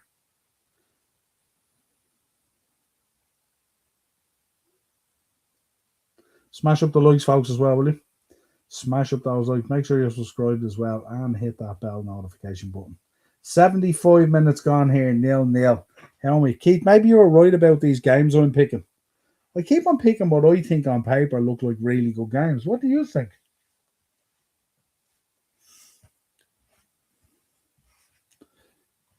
Look, I'm not picking France versus Norway or Norway versus France thinking it's going to be a 0-0. You know what I mean? I'm trying to pick out like good, interesting games and hopefully with players that we're a little bit familiar with as well and some that maybe not so much, but it'd be nice to see them. Corner here to England, is it? The big players are up.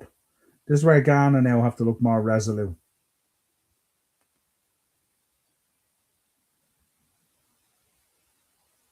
Right with the delivery. We know how good his delivery can be.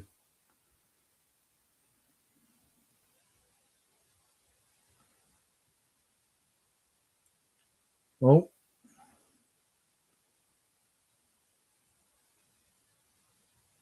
kick out. What's he complaining about? He's the one who kicked it out.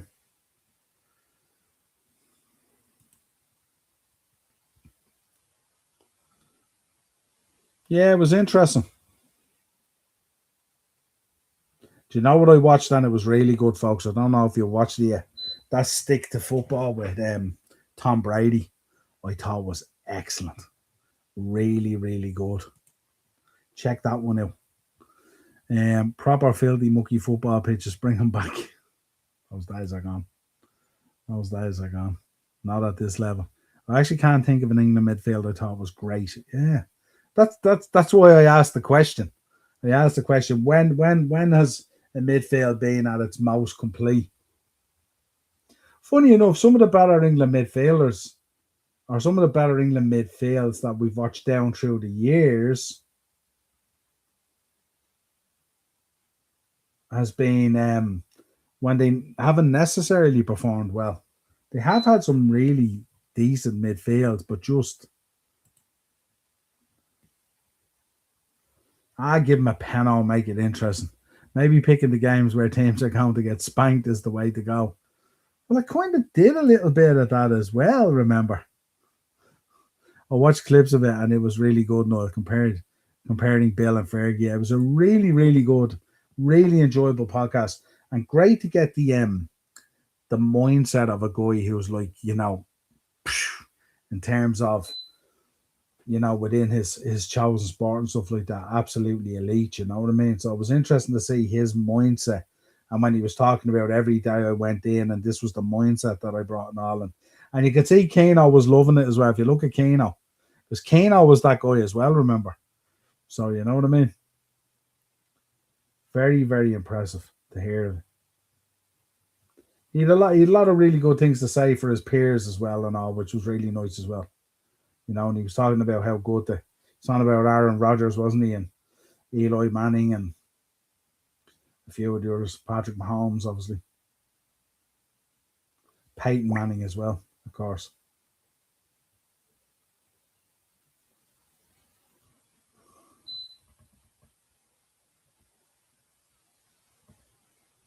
Garner in here. Garner in here.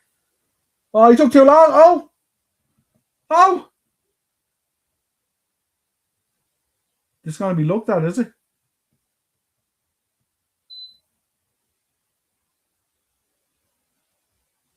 Oh. I was hiring him out. He shouldn't have touched it. He should have smashed it. Semenyo gets in the way, is it? Semenyo then gets in the way of it.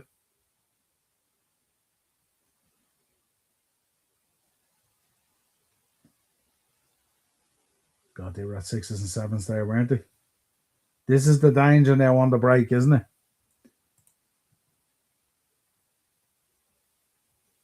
Yeah, that was really good. No, it wasn't Noel the Tom Brady. I'm not into NFL, but it was very interesting how he explained about it and the faults that he had. Yeah, yeah, very, very good. Mad as well, some of the rules they brought in about the hits and all, the strikes and all, isn't it? That like when you're going down and you've tackled the player, you have to roll out of it and stuff like that and all that. I just wonder how they officiate it. You know what I mean? Felt very sanitized. Now I know there's been a lot of horrific injuries and long term injuries and brain injuries and stuff like that down through the years, certain players and stuff like that. But when you think about how many players play and stuff like that and all, but even Brady talking about some of the hits he took, you know. But he's a shrewd dude, isn't he? Him and Roy have very similar mindsets. Get in, just do well, don't let the other shit bother you. Yeah, 100%.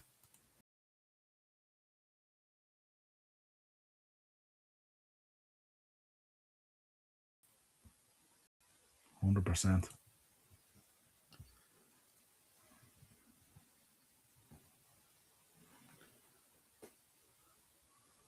Offside.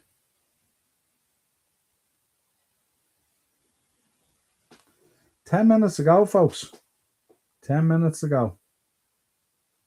Extremely frustrating game.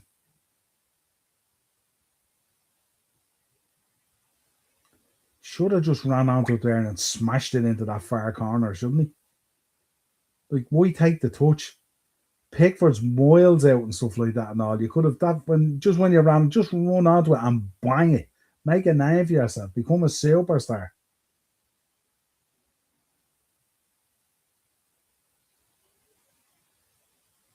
But it's 81 minutes gone. This is tense. Subs haven't really delivered, have they yet? It's mad as well how easy you can get fired in the NFL as well. I tried to watch NFL, but I found it very boring with the stop start all the time. I like it. I do like a bit of NFL, I have to say. Mad.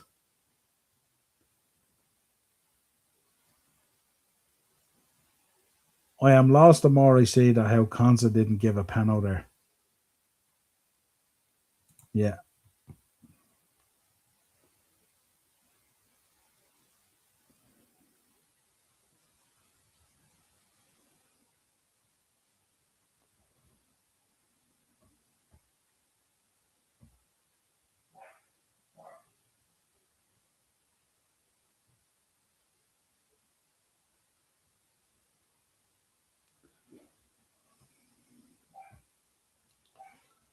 I think they need more change, don't they?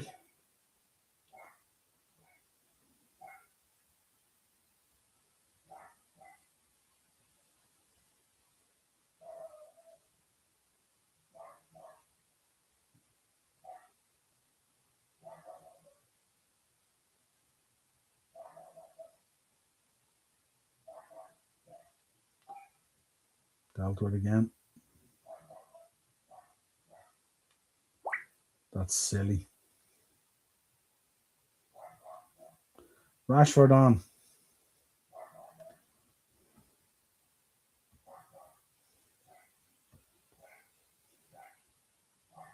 Rashford on for Madueke. They know you might be right. They know you might have called this the perfection.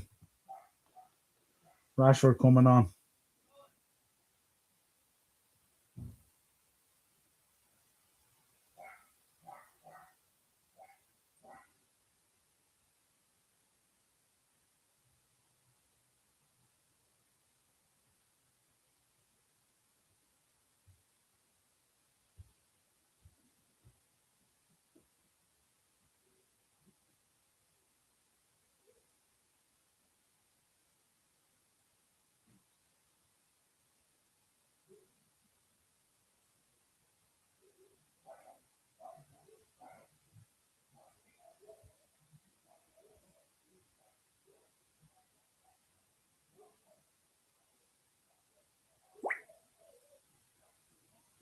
Nothing down there.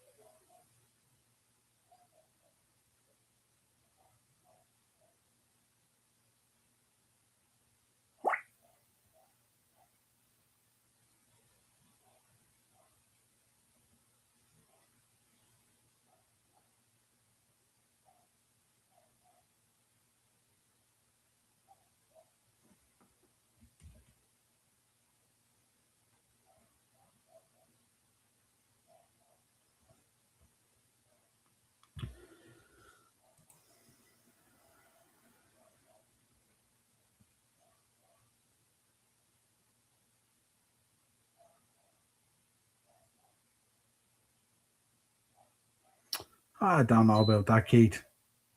Pickford's a good keeper. Joe Hart was a good keeper.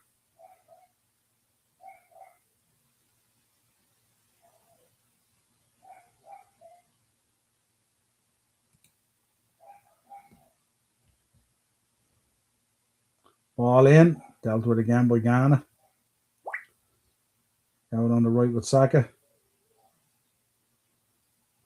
Snapshot. What a save. Brilliant save. What a save from Saka. Awesome.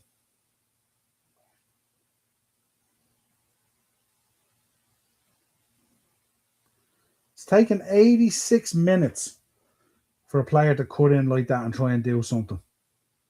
Oh, Kane, edge of the box. Laid off.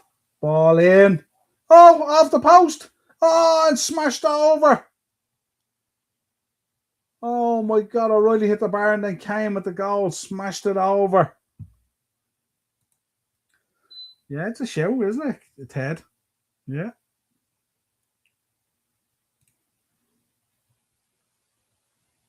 Grey header, straight off the bar.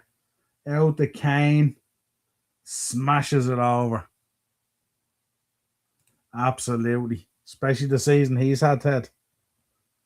I forgot about Joe Hart. Good point. Yeah, Joe's very good keeper.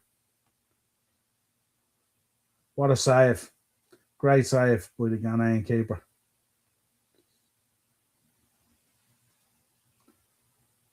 Imagine though it's taken, the only thing that annoys me is like with the England side, it's taken them 85 minutes nearly to come alive.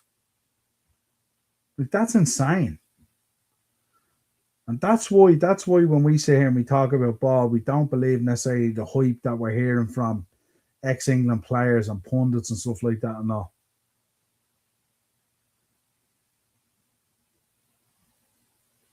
Pepper off one coming on. Emerson there going off. Yeah, but it's just like, you know what I mean? It's just, this has been a real performance. Now, they could snatch a late winner, you know what I mean? And then, you know, you have 6 points, no one cares, you're through, you're going to top the group, you know?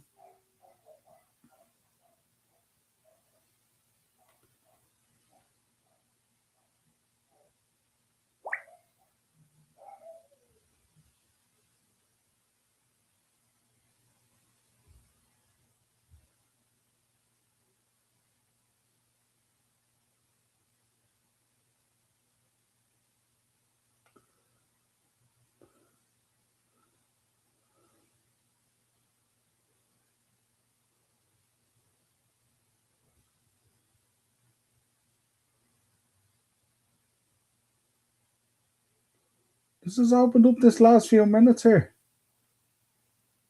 Where's all this space suddenly come from? People love to hate Pickford, but he's top quality keeper, even with his T-Rex arms. Yeah, absolutely. I just don't like him over Van Dijk. You know what I mean? Just like in terms of his goalkeeping, I mean, he's a very very good goalkeeper.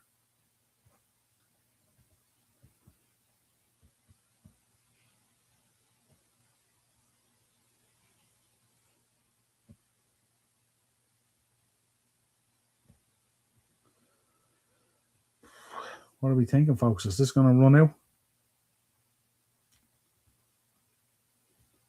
Like, I don't think there's any doubt. I don't think there's any doubt. I would imagine these are the two things. How does Kane just not put that into the far corner there? Look at this. Just into the far corner. Look. Didn't even have to snatch at it. Just needed to put it into the far corner. Tuchel can't believe they've missed. You know? I think England are going to go through anyway, don't they? Croatia look kind of wasted, and Panama aren't going to offer anything. So these are the two teams that go through. It just depends who's going to leverage the top spot really. Feels like it's going to run out of draw, Ted, doesn't it? It feels like both teams are kind of a bit okay with it as well.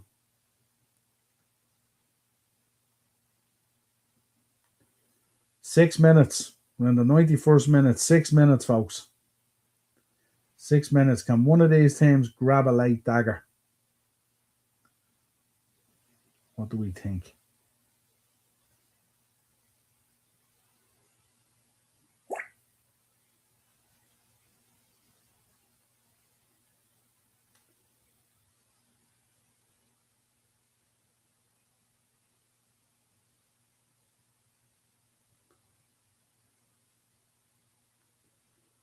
But we think within this 6 minutes, each team will get a golden opportunity. What do we reckon? And just depends what one of them take it. That's a good challenge for a 91st minute. Stuck in through the back. Yeah, because I mean, three is the hydration break, isn't it? And then what are they doing? Three for substitutions. Feels like it's been a bit more. They are quicker on them though.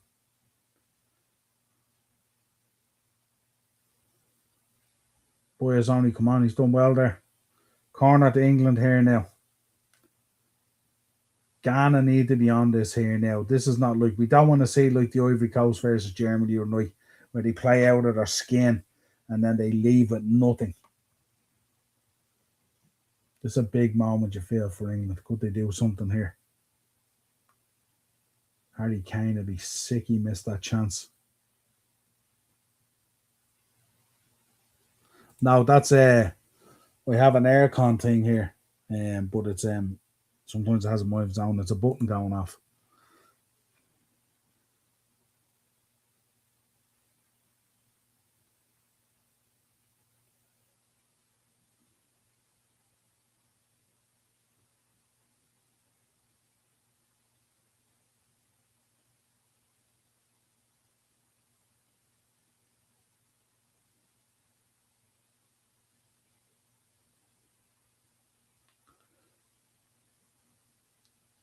This is where the huge questions asked. This is where the questions then come about this English side. Has it got the metal to go and do the job?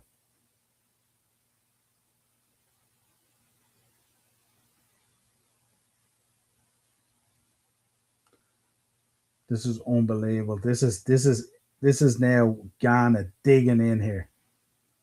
Digging in.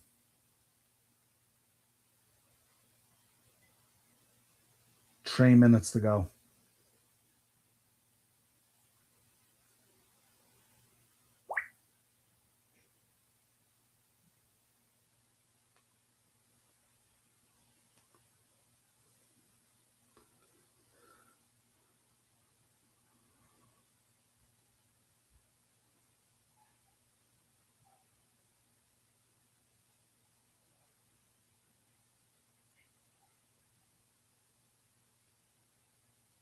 Well done, keeper. Good strong fist. Take the pressure off. Throw into England. Eberici essay. Come on, ref, do your job. What's going on with this throwing? Come on, get a move on. Let's go.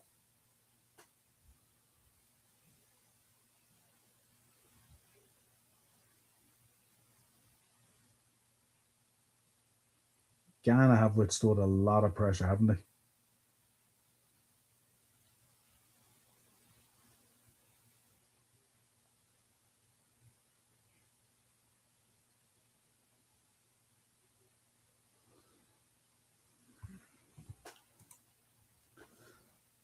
Yeah, they are.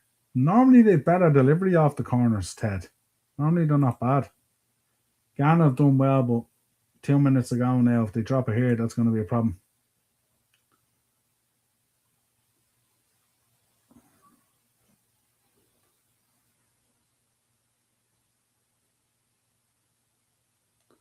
Again, these have been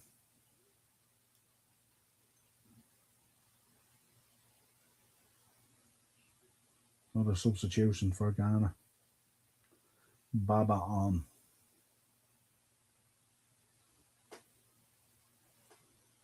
Prince Abdul off.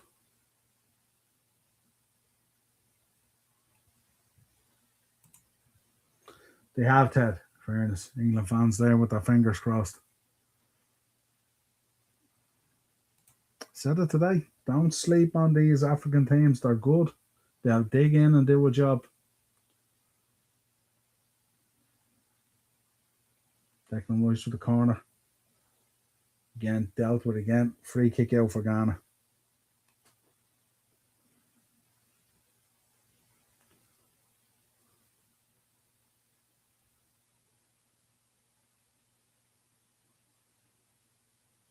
In the final minute here, folks.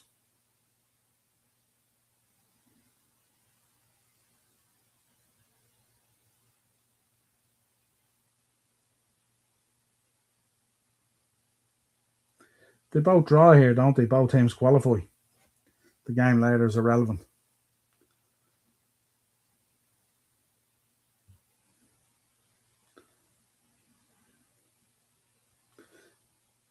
Commentators here calling it a reality check for England.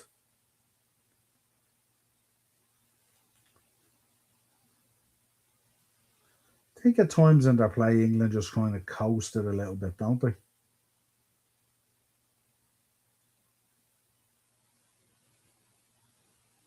0-0, folks, full time.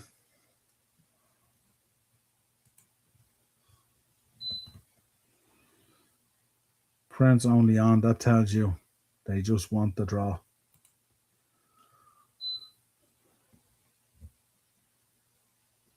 Does it feel like a win for those boys? Well deserved point for Ghana, 100%. Full time, folks, 0-0. Not a whole lot to talk about.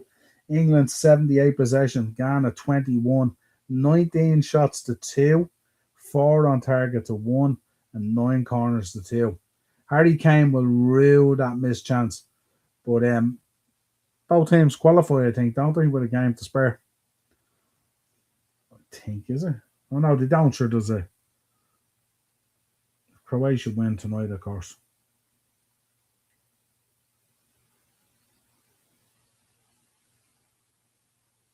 Jarrell Quanta there, folks. Yeah, I thought, like, this is why I picked it. I thought there'd be goals in it. It's the curse, is it? It's the curse of the upper tier Watchalong at the moment, isn't it? You know? Right, folks, gotta go. So if you can, smash up the likes there before you leave, if you can. And don't forget, tomorrow night, 8 o'clock, Pro Wrestling Weekly. And then we are back at 11 for Scotland versus Brazil. Can the Tartan Army do what England couldn't do tonight? Until next time, folks, talk to you real soon. The papers will be going mad about the players not brought after that result. Yeah, 100%. They'll go in on them now. Well, you see, it's always the way. Okay, folks, talk to you real soon. Cheers. Thanks for joining us tonight on the Watch Along. Really appreciate it.